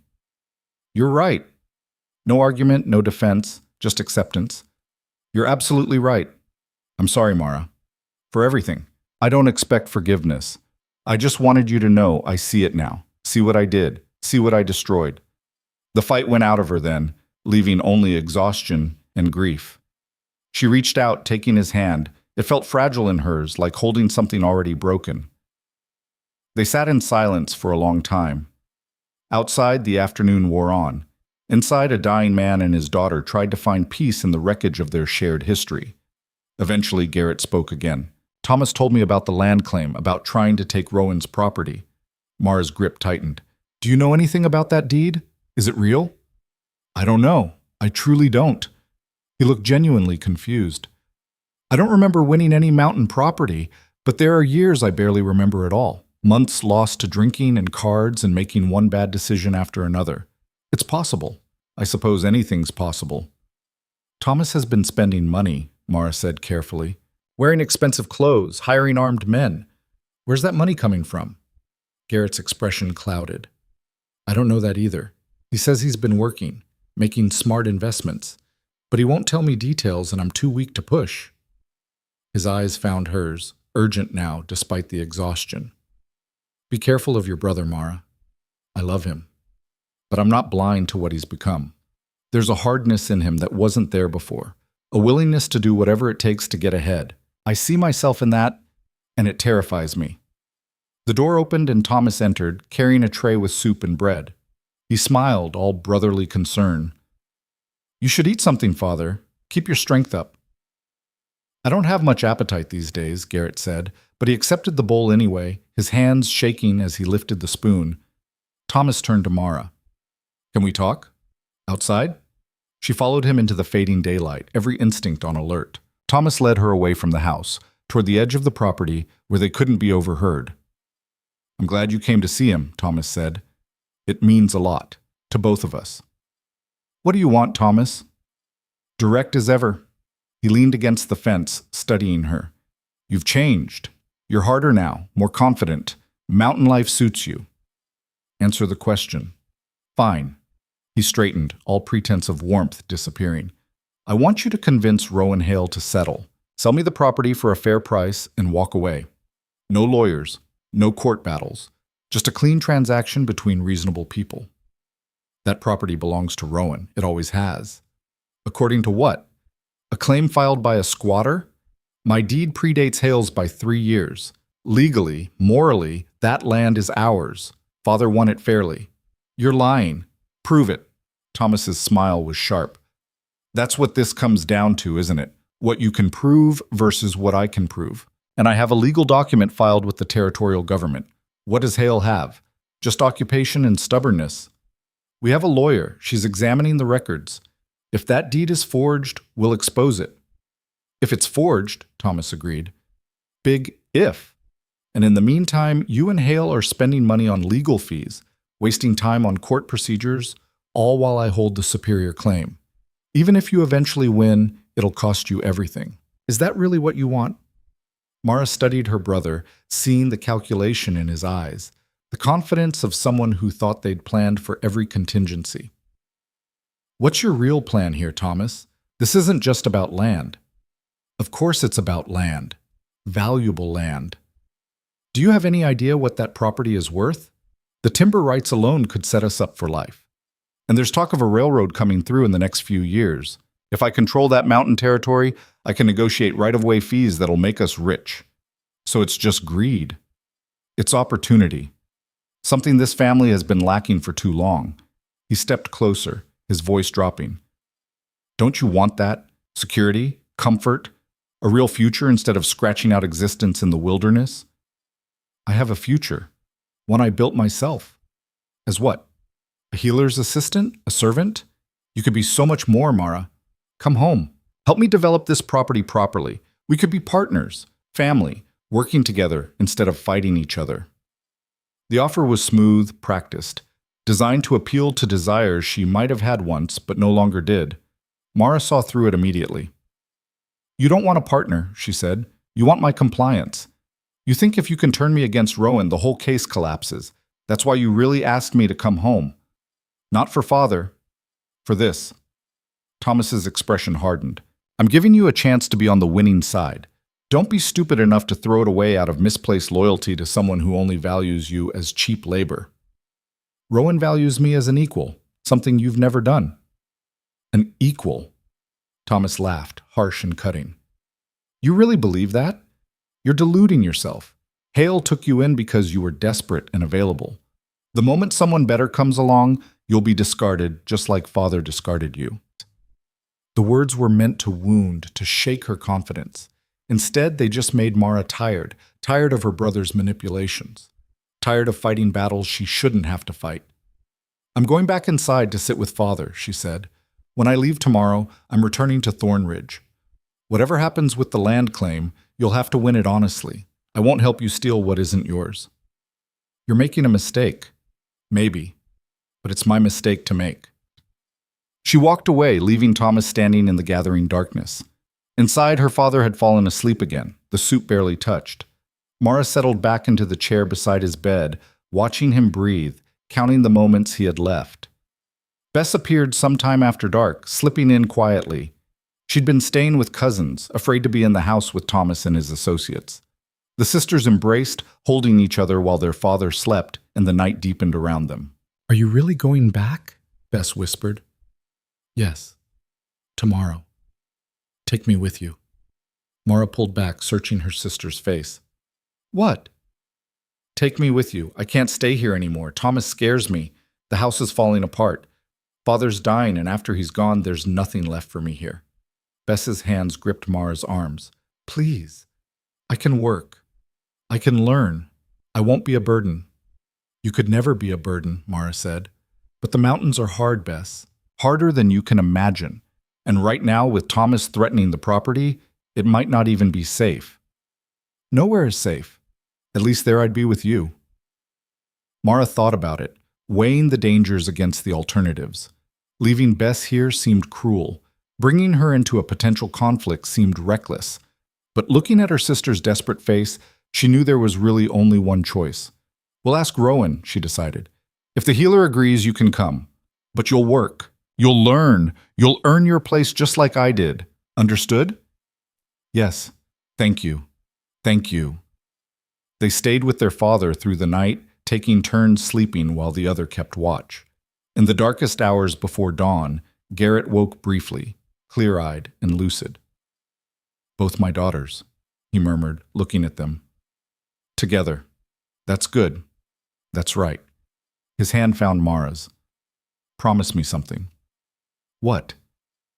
"Take care of each other. Don't make the mistakes I made. Don't let pride or greed or fear destroy what matters." His voice was fading, each word an effort. "And forgive me. Someday. When you can. Forgive me for failing you." "I forgive you, Father," Mara said, and was surprised to find it was true. Not complete forgiveness, not forgetting, but enough to let go of the anger that had weighed her down for so long. "Rest now. We're here." He smiled faintly, his eyes closing again. "Good girls. My good girls." His breathing evened out, peaceful for the first time in days. Mara and Bess sat on either side of him, hands linked across his chest, holding vigil. When morning came, Garrett was still alive but weaker. Mara knew from experience that death was close, hours, maybe a day at most. She made the decision to stay, to see this through to its end. Thomas appeared mid-morning, looking haggard. "How is he?" "Fading," Mara said simply. "I'll sit with him. You should rest." "I'm fine." They maintained an uneasy truce through the day, both focused on their father, setting aside their conflict temporarily. Garrett drifted in and out of consciousness, sometimes recognizing them, sometimes lost in memories or dreams only he could see. As afternoon shadows lengthened, his breathing changed, becoming shallow, irregular, the distinctive pattern of someone approaching the final threshold. Mara had seen it enough times to know what it meant. "It won't be long now," she told Thomas quietly. Her brother's face crumpled, genuine grief breaking through the calculating facade. Whatever else he was, he'd loved their father in his own way. They gathered close, the three surviving Vances, as Garrett drew his last breaths. It was peaceful at the end. No struggle, no pain, just a gradual fading, like sunset sliding into night. "He's gone," Mara said finally, checking for a pulse she knew she wouldn't find. Thomas made a sound that might have been a sob. Bess wept openly. Mara felt tears on her own cheeks, but also relief. Her father's suffering was over. Whatever peace could be found, he'd found it. They prepared the body together, washing him, dressing him in his best clothes, making him presentable for the burial that would come tomorrow. It was strange, working alongside Thomas like this, the animosity suspended by shared grief. But when the work was done and their father lay peaceful on the bed, Thomas's expression shifted back to something harder. "The land claim still stands," he said. "I know you're grieving, so am I, but business is business. You have 4 days left on my original deadline." The return to hostility was jarring. Mara stared at him. "Father just died? And you're thinking about property claims?" "Father's death doesn't change the facts.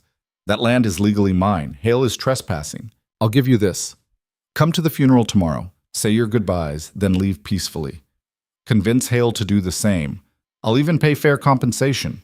But one way or another, I'm claiming what's mine." "You're incredible," Bess said, disgust thick in her voice. "Father isn't even cold yet, and you're already—" "I'm already being practical," Thomas cut her off. "Something this family should have been all along. I'm not making Father's mistakes.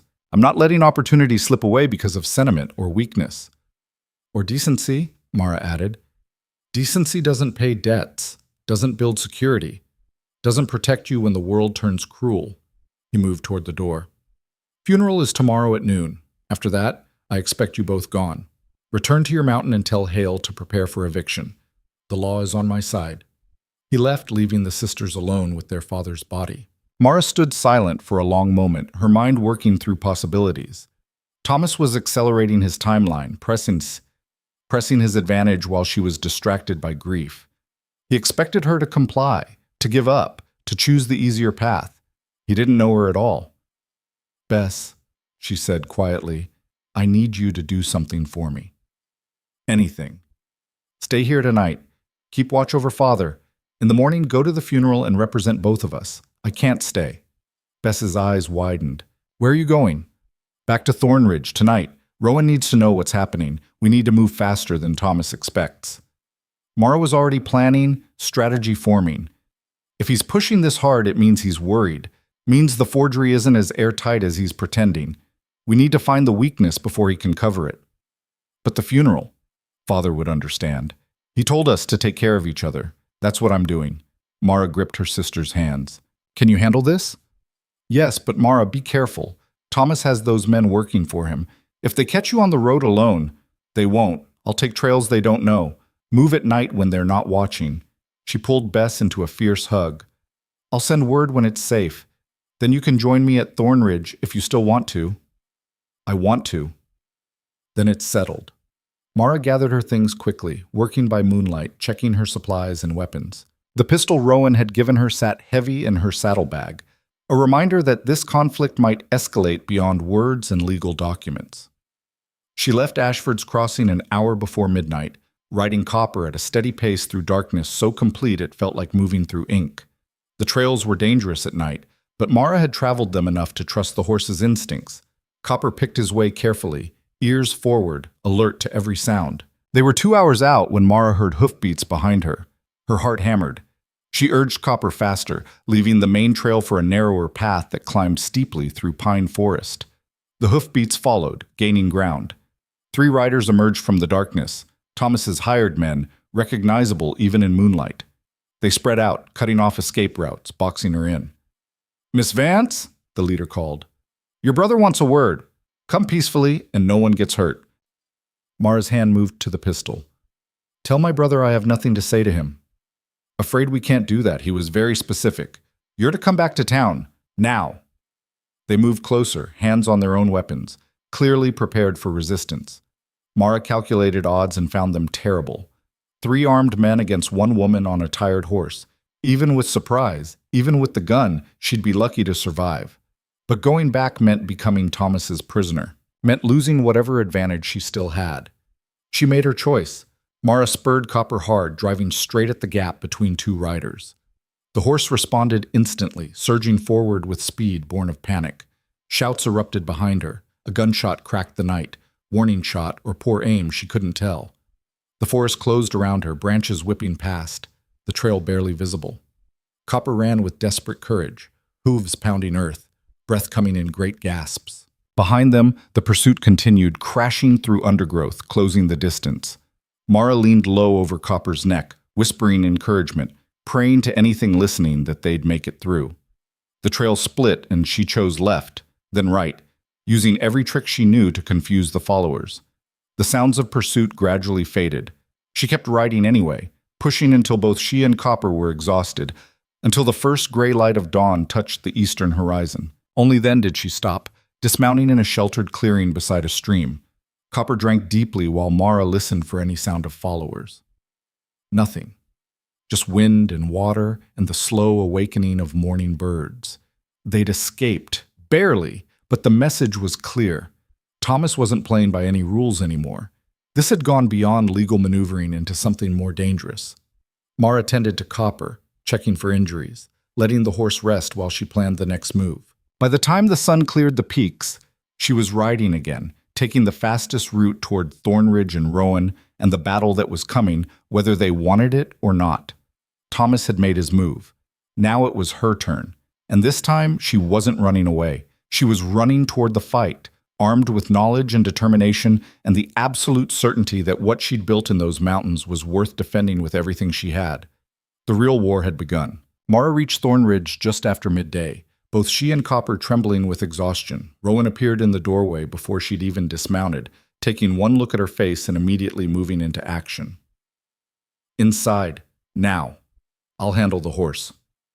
Mara stumbled through the door, her legs barely holding her.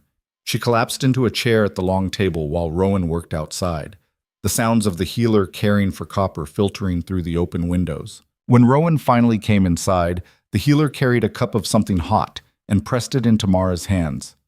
Drink first, then talk. The liquid was sweet and fortifying, chasing away some of the cold that had settled into Mara's bones. She drained the cup and set it down with shaking hands. My father died yesterday evening, she said. Peaceful. At home. Both Thomas and I were with him. Rowan's expression softened. I'm sorry. Don't be. He was ready. We made our peace. Mara took a breath, steadying herself. But Thomas didn't waste any time. The moment father was gone, he was back to threatening eviction. He gave me 4 days to convince you to leave. And when I tried to ride back here last night, his men came after me. They chased me through the mountains trying to force me back to town. Rowan went very still, that dangerous calm settling over the healer like armor. They tried to take you by force? Yes. I got away, but barely. Mara met Rowan's eyes. This isn't just about legal claims anymore. Thomas is willing to use violence. We need to move faster than he expects. Agreed. Rowan moved to the desk in the corner, pulling out papers and maps. While you were gone, I did some investigating of my own. Talked to people who've lived in these mountains for decades. No one remembers your father ever coming up here, much less winning land in a card game. And the man he supposedly won it from, Daniel Thornridge, according to the deed, died 20 years ago with no recorded property in his estate. So it's definitely forged. Almost certainly. But proving it in court takes time we don't have. Catherine sent word yesterday. The territorial judge won't hear our case for at least 6 weeks. By then, Thomas could have a dozen marshals up here enforcing his fraudulent claim. Mara felt frustration building. So what do? We can't just wait for him to make his move. No, we can't. Rowan spread a map across the table, pointing to markings Mara didn't recognize. But we can make our own move. There's someone who might be able to help us, a retired territorial judge named Marcus Holloway. Lives in Pine Haven, about a day's ride east. If anyone can fast-track an investigation into document fraud, it's him. Will he help? We delivered his grandson last year. Difficult birth, but both mother and baby survived because we got there in time. He owes me a favor. Rowan looked up. It's a risk, leaving the property undefended while we're gone. But if Holloway can get the records examined by an expert, we could have proof of forgery within days instead of weeks. Then we go to Pine Haven. Not we, you. Rowan's tone was firm. You ride to Holloway, explain the situation, bring back whatever help he can provide. I stay here and defend the property if Thomas tries anything before you return. Absolutely not. I'm not leaving you here alone against Thomas and his hired guns. You're exhausted, Mara. You need rest before you can ride anywhere. Then we rest and leave together in the morning. Both of us or neither of us. They stared at each other across the table, neither willing to give ground. Finally, Rowan sighed. You've gotten stubborn in the last year. I had a good teacher. A faint smile crossed the healer's face. Fine. We leave at dawn. Together. But we need to prepare for the possibility that Thomas moves while we're gone. They spent the afternoon fortifying the house, securing shutters, checking weapons, hiding the most valuable medical supplies in case of ransacking. Rowan moved with military precision, and Mara found herself wondering again about the healer's past, about where someone learned to prepare for siege warfare. As evening fell, they sat together reviewing their strategy. Rowan had written detailed instructions for Catherine Reeves, explaining what they needed from Judge Holloway, outlining the evidence of forgery they'd already gathered. The plan was solid. It had to work. "What if it doesn't?" Mara asked quietly. "What if we can't prove the forgery in time? What if Thomas wins?" Rowan was silent for a long moment, staring into the fire. "Then we start over somewhere else. Find new territory. Build again." "You'd really give this up? Everything you've built here?" "I'd give up the house and the land before I'd give up the work. The healing. The purpose." Rowan looked at her directly. "And before I'd give up the partnership we've built. That matters more than any piece of property." The words wrapped around Mara's heart, warming places she hadn't realized were cold. "I feel the same way." "Good. Then whatever happens, we face it together. Agreed?" "Agreed." They rose before dawn, saddling horses in darkness, checking supplies one last time. The ride to Pinehaven took them through territory Mara had never seen, rolling foothills that gave way to dense forest, trails that wound through valleys where morning mist clung like ghosts. Rowan rode with easy confidence, pointing out landmarks, teaching even now. "That peak to the north, that's where the fever epidemic started 3 years ago. Contaminated water supply. Killed 30 people before we figured out the source." "We?" Mara asked. "The healer before me. I was apprenticing then, learning the territory." A pause. "She died in that epidemic. Worked herself into exhaustion trying to save everyone. That's when I took over the practice." It was the most Rowan had ever shared about the past. Mara wanted to ask more but sensed the moment was fragile. Instead, she just said, "She would be proud of what you've built." "Maybe. Or maybe she'd say I'm too isolated, too focused on the work at the expense of everything else." Rowan glanced at her. "She used to tell me that healing required connection, not just skill, that you couldn't truly help people if you kept them at arm's length." "Do you think she was right?" "I think I'm learning she might have been." The admission came quietly. "You've taught me that. This past year. Working together. Building trust. It's been good. Better than I expected."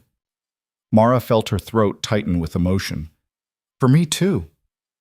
They rode in comfortable silence after that, the morning growing brighter around them. By midday, they'd reached Pinehaven, a prosperous town built around lumber mills and mining operations, bigger and more organized than Ashford's Crossing. Judge Holloway's house sat on a hill overlooking the town, a solid structure that spoke of success and stability. A woman answered their knock, Holloway's daughter, who recognized Rowan immediately. "Healer Hale, what brings you all this way?"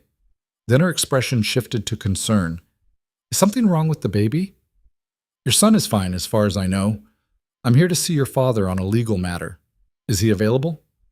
They were ushered into a comfortable study where Marcus Holloway sat reading, a distinguished man in his 70s with sharp eyes and a reputation for fairness. He looked up as they entered, his face breaking into a genuine smile.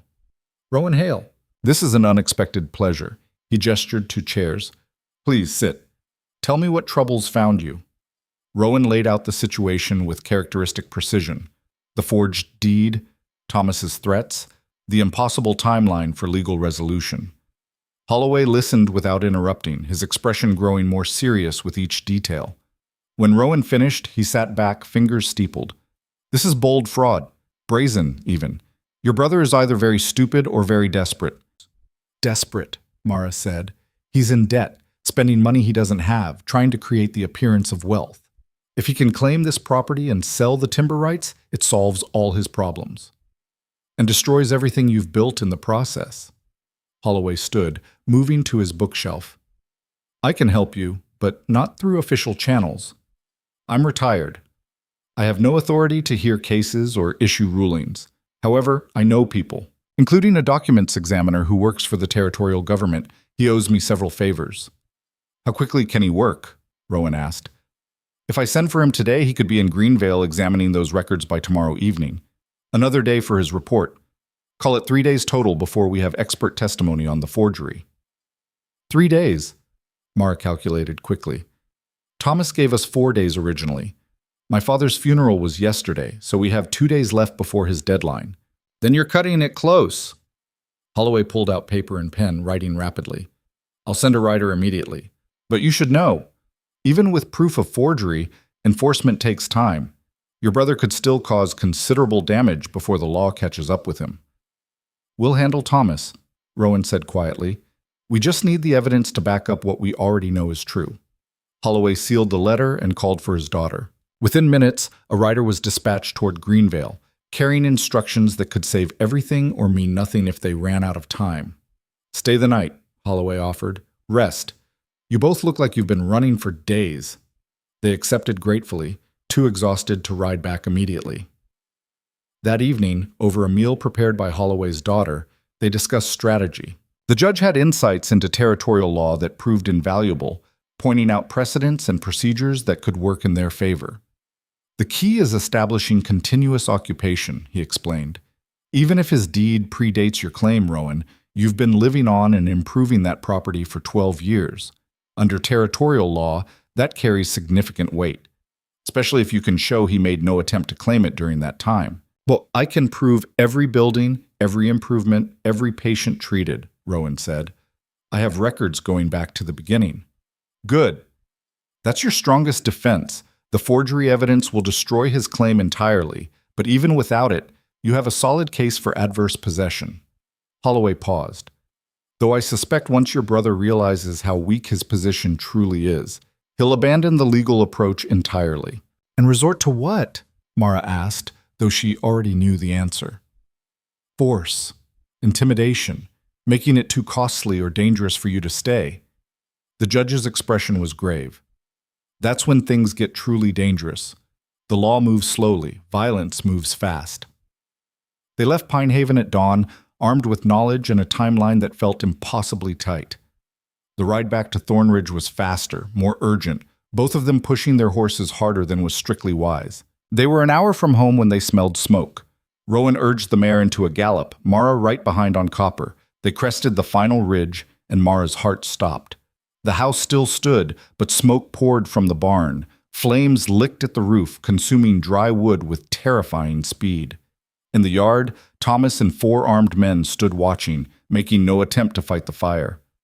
Rowan didn't hesitate. The healer rode straight into the yard, dismounting before the horse had fully stopped, already running toward the barn. Mara followed, her mind screaming calculations. The horses were pastured, they'd be safe, but the medical supplies stored in the barn, the equipment, the reserves they'd need to survive winter. I wouldn't, Thomas called out. That fire's burning hot. You go in there, you won't come out. Rowan ignored him, grabbing buckets, calling orders. Mara ran to the well, hauling water with desperate speed. They formed a frantic 2-person chain, throwing water on flames that seemed to laugh at their efforts. Thomas's men just watched, making no move to help or hinder. The barn was lost. They both knew it within minutes.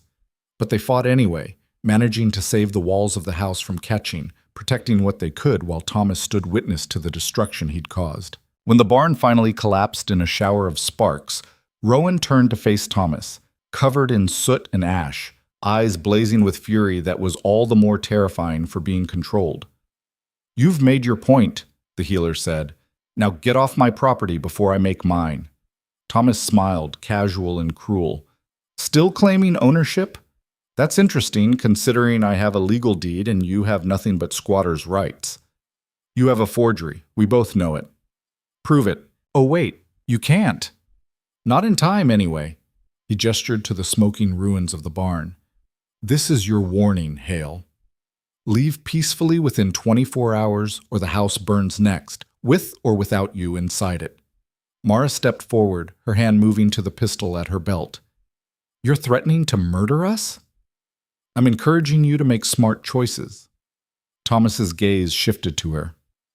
Sister, I gave you every chance to do this the easy way, to come home, to help the family. You chose the outsider over your own blood. Now you get to live with that choice. The only choice I'm living with is refusing to be part of your fraud. Fraud? Thomas laughed. That's a serious accusation. Can you prove it? Can you show me evidence that my legally filed, properly authenticated deed is anything other than legitimate? Rowan moved with shocking speed, closing the distance to Thomas before anyone could react, grabbing him by the collar and lifting him onto his toes. The hired men reached for weapons, but Rowan's voice stopped them cold. Touch those guns and I'll snap his neck before you clear leather." The men froze. Thomas tried to pull away, but Rowan's grip was iron. "You think you're clever," the healer said, voice deadly quiet. "Think you've planned for everything, but you made one critical mistake." "What's that?" Thomas managed to choke out. "You assumed I'd run. That fear would drive me away from what I've built, that I'd choose safety over principle." Rowan's eyes bored into him. "But I've faced down epidemics that killed by the dozens. I've performed surgery by candlelight during blizzards. I've stood between dying patients and the darkness and refused to let death win. You think a little fire and some hired thugs scare me?" Rowan released him abruptly. Thomas stumbled backward, hand going to his throat.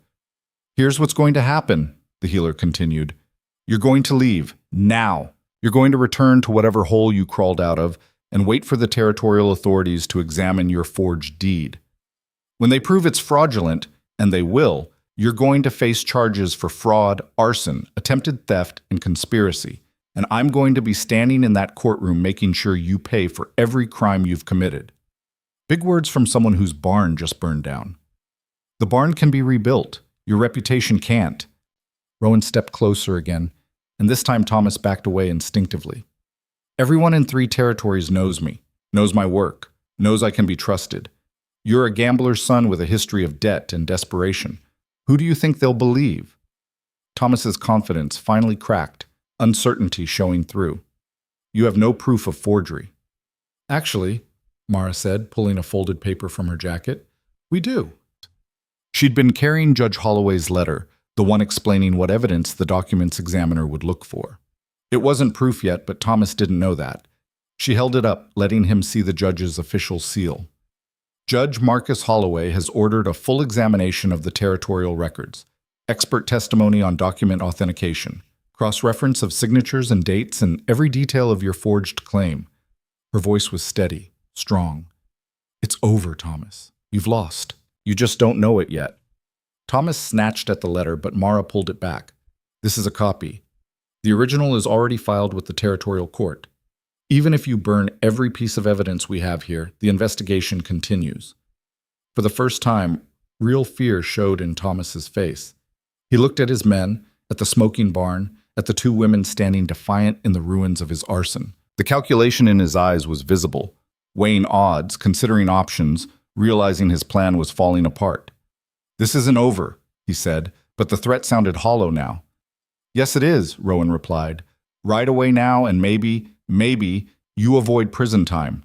Stay and continue threatening us, and I promise you'll spend the next decade breaking rocks in a territorial labor camp." Thomas turned to his horse, movements jerky with suppressed rage. His men followed, clearly relieved to be leaving, but at the edge of the property, he turned back one last time. "You think you've won," he called, "but you've just made an enemy who won't forget. Watch your back, sister. In the mountains, accidents happen all the time." They rode away, leaving dust and threats hanging in the air. Mara's hands were shaking. Rowan noticed, placing a steady hand on her shoulder. "You did well, stayed calm, used your head instead of your fear." "I wasn't calm. I was terrified."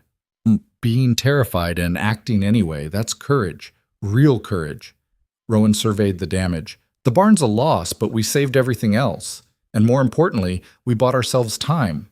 Holloway's examiner will have the evidence we need within days. What if Thomas comes back before then? With more men, more violence? Then we defend ourselves." Rowan's tone was matter of fact. "I've prepared for that possibility. Come on, I'll show you." The healer led her to the house, to a hidden panel in the floor of the still room.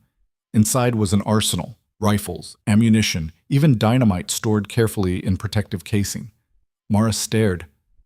"Where did all this come from?" "The frontier teaches you to prepare for worst possibilities. I've been ready for trouble since the day I built this house." Rowan pulled out 2 rifles, checking their mechanisms with practiced ease. "I hoped I'd never need these. Looks like I was wrong." They spent the rest of the day preparing for siege, boarding windows that faced the most vulnerable approaches, positioning weapons at strategic points, filling containers with water in case of fire, running through scenarios, planning responses, turning the house into a defensible position. As night fell, they took shifts keeping watch.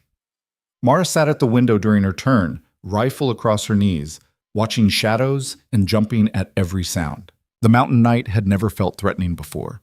Now every rustling branch might hide an enemy. Rowan appeared beside her sometime after midnight, carrying 2 cups of tea. "You should rest. I'll take over. I can't sleep anyway." "Then at least sit down. Staring into darkness for hours will drive you mad." The healer settled into the chair beside her. "Talk to me. What are you thinking?" "That I brought this on you, that if I'd never come here you'd be safe. Thomas would have no reason to threaten your home. And I'd be alone, still capable, still surviving, but alone." Rowan sipped the tea. "You didn't bring trouble, Mara. You brought partnership, purpose beyond just existing. These past 18 months have been the best of my life, professionally and personally. Whatever happens with your brother, I don't regret a single moment." Mara felt tears burning.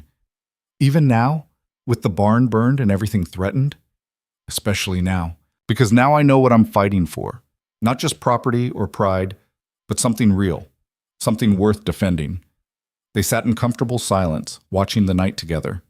And when dawn came without attack, they both breathed a little easier. The next day brought a rider from Judge Holloway. Mara's heart raced as Rowan opened the sealed letter, reading quickly, expression revealing nothing. Then the healer smiled, actually smiled. The document's examiner finished his report. "The deed is definitively forged. Different ink from the period. Signature doesn't match any known sample of Daniel Thornridge's handwriting. Even the paper is wrong. It's a type that wasn't manufactured until 3 years after the supposed filing date. So we have proof. Complete, documented, expert proof." Rowan handed her the letter. "Holloway's sending a marshal with official court orders. Thomas Vance is to be arrested on charges of fraud and arson. The property claim is dissolved. We've won." The relief was so intense, Mara almost collapsed. They'd won. Despite everything, the threats, the fire, the violence, they'd won. The marshal arrived the next morning with 2 deputies carrying court orders and arrest warrants. They rode toward Ashford's Crossing to take Thomas into custody, leaving Rowan and Mara in possession of proof that would stand up in any territorial court. Word came back 3 days later. Thomas had fled rather than face arrest. His hired men, questioned separately, confessed everything: the forged deed, the planned intimidation, even the arson. They turned on Thomas to save themselves, providing testimony that would ensure prison time if he was ever caught. Catherine Reeves sent a letter confirming the legal victory. The property was secured in Rowan's name, with no outstanding claims or challenges. Thomas Vance was wanted by territorial authorities and would be arrested on sight if he ever showed his face again. It was over. Truly, completely over. Mara rode to Ashford's Crossing one last time, bringing Bess back as promised. Her sister adapted to mountain life with surprising ease, throwing herself into learning with the same dedication Mara had shown. The 3 of them rebuilt the barn together, and over the years would build even more. The years passed in a rhythm of work and healing and growth. Patients continued coming from all over the territories, seeking help from the legendary healer and her skilled assistants. The practice grew, the reputation solidified, and slowly, carefully, Rowan and Mara's partnership deepened into something more. It happened gradually, shared glances that lasted too long, hands touching during work that lingered afterward, conversations that stretched late into the night about things that had nothing to do with medicine. One winter evening, working side by side in the still room, Rowan finally spoke the words that had been building between them for years. "I need to tell you something." Mara looked up from grinding herbs. "What?" "I love you." Simple, direct, honest. Not as an assistant, not as a partner in work, as everything.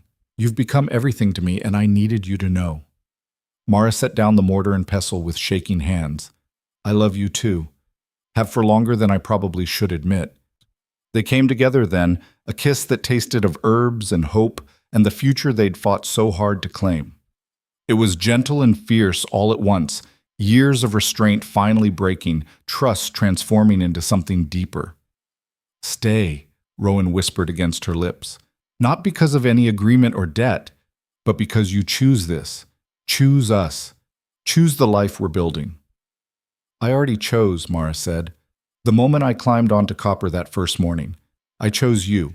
I chose this. Everything since has just been proving I made the right choice. Time continued its relentless march. Bess eventually left to study medicine formally in the eastern cities, but she returned every summer to work alongside them. They trained other assistants over the years, passing on knowledge, building a legacy that would outlast them both. Mara's skills grew until she was recognized as a healer in her own right. Patients specifically requested her for difficult cases, trusting her judgment as much as Rowan's. The girl who'd been traded like property became a woman of respect and authority, her name known across territories for saving lives and refusing to accept the limitations others tried to impose. On the 5th anniversary of the day, Mara arrived at Thornridge. They stood together on the ridge overlooking the valley. The house had grown, expanded to include a proper medical wing and rooms for assistants and patients.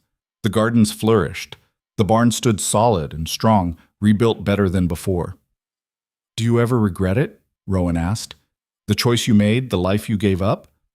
Mara thought about Ashford's Crossing, about the girl she'd been, invisible, overlooked, convinced she had no value.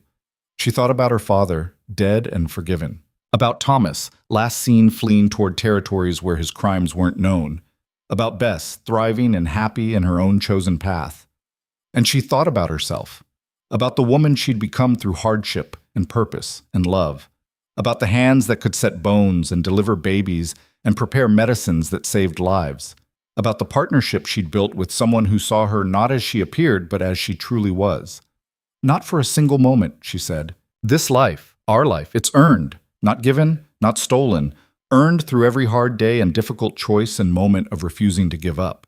That makes it more valuable than anything I could have been handed." Rowan pulled her close, and they stood watching the sunset paint the mountains in colors that had no names.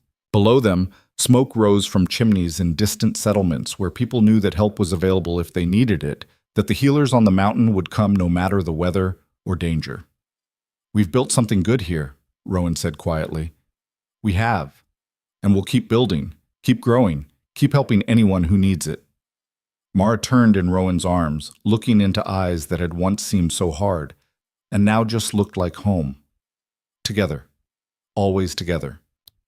They kissed as the sun slipped below the horizon. Two women who'd found each other against impossible odds and built a life that defied every expectation society had tried to impose. The mountain wind sang around them, carrying the scent of pine and possibility. Mara Vance had been traded away to settle a debt, expected to disappear into servitude and obscurity. Instead, she'd claimed her own destiny, built her own worth, and created a legacy that would echo through generations. She'd been given a choice at the edge of shame, and she'd chosen the unknown wilderness over quiet humiliation.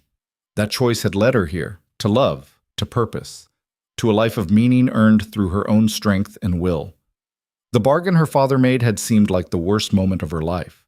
Instead, it became the best thing that ever happened to her.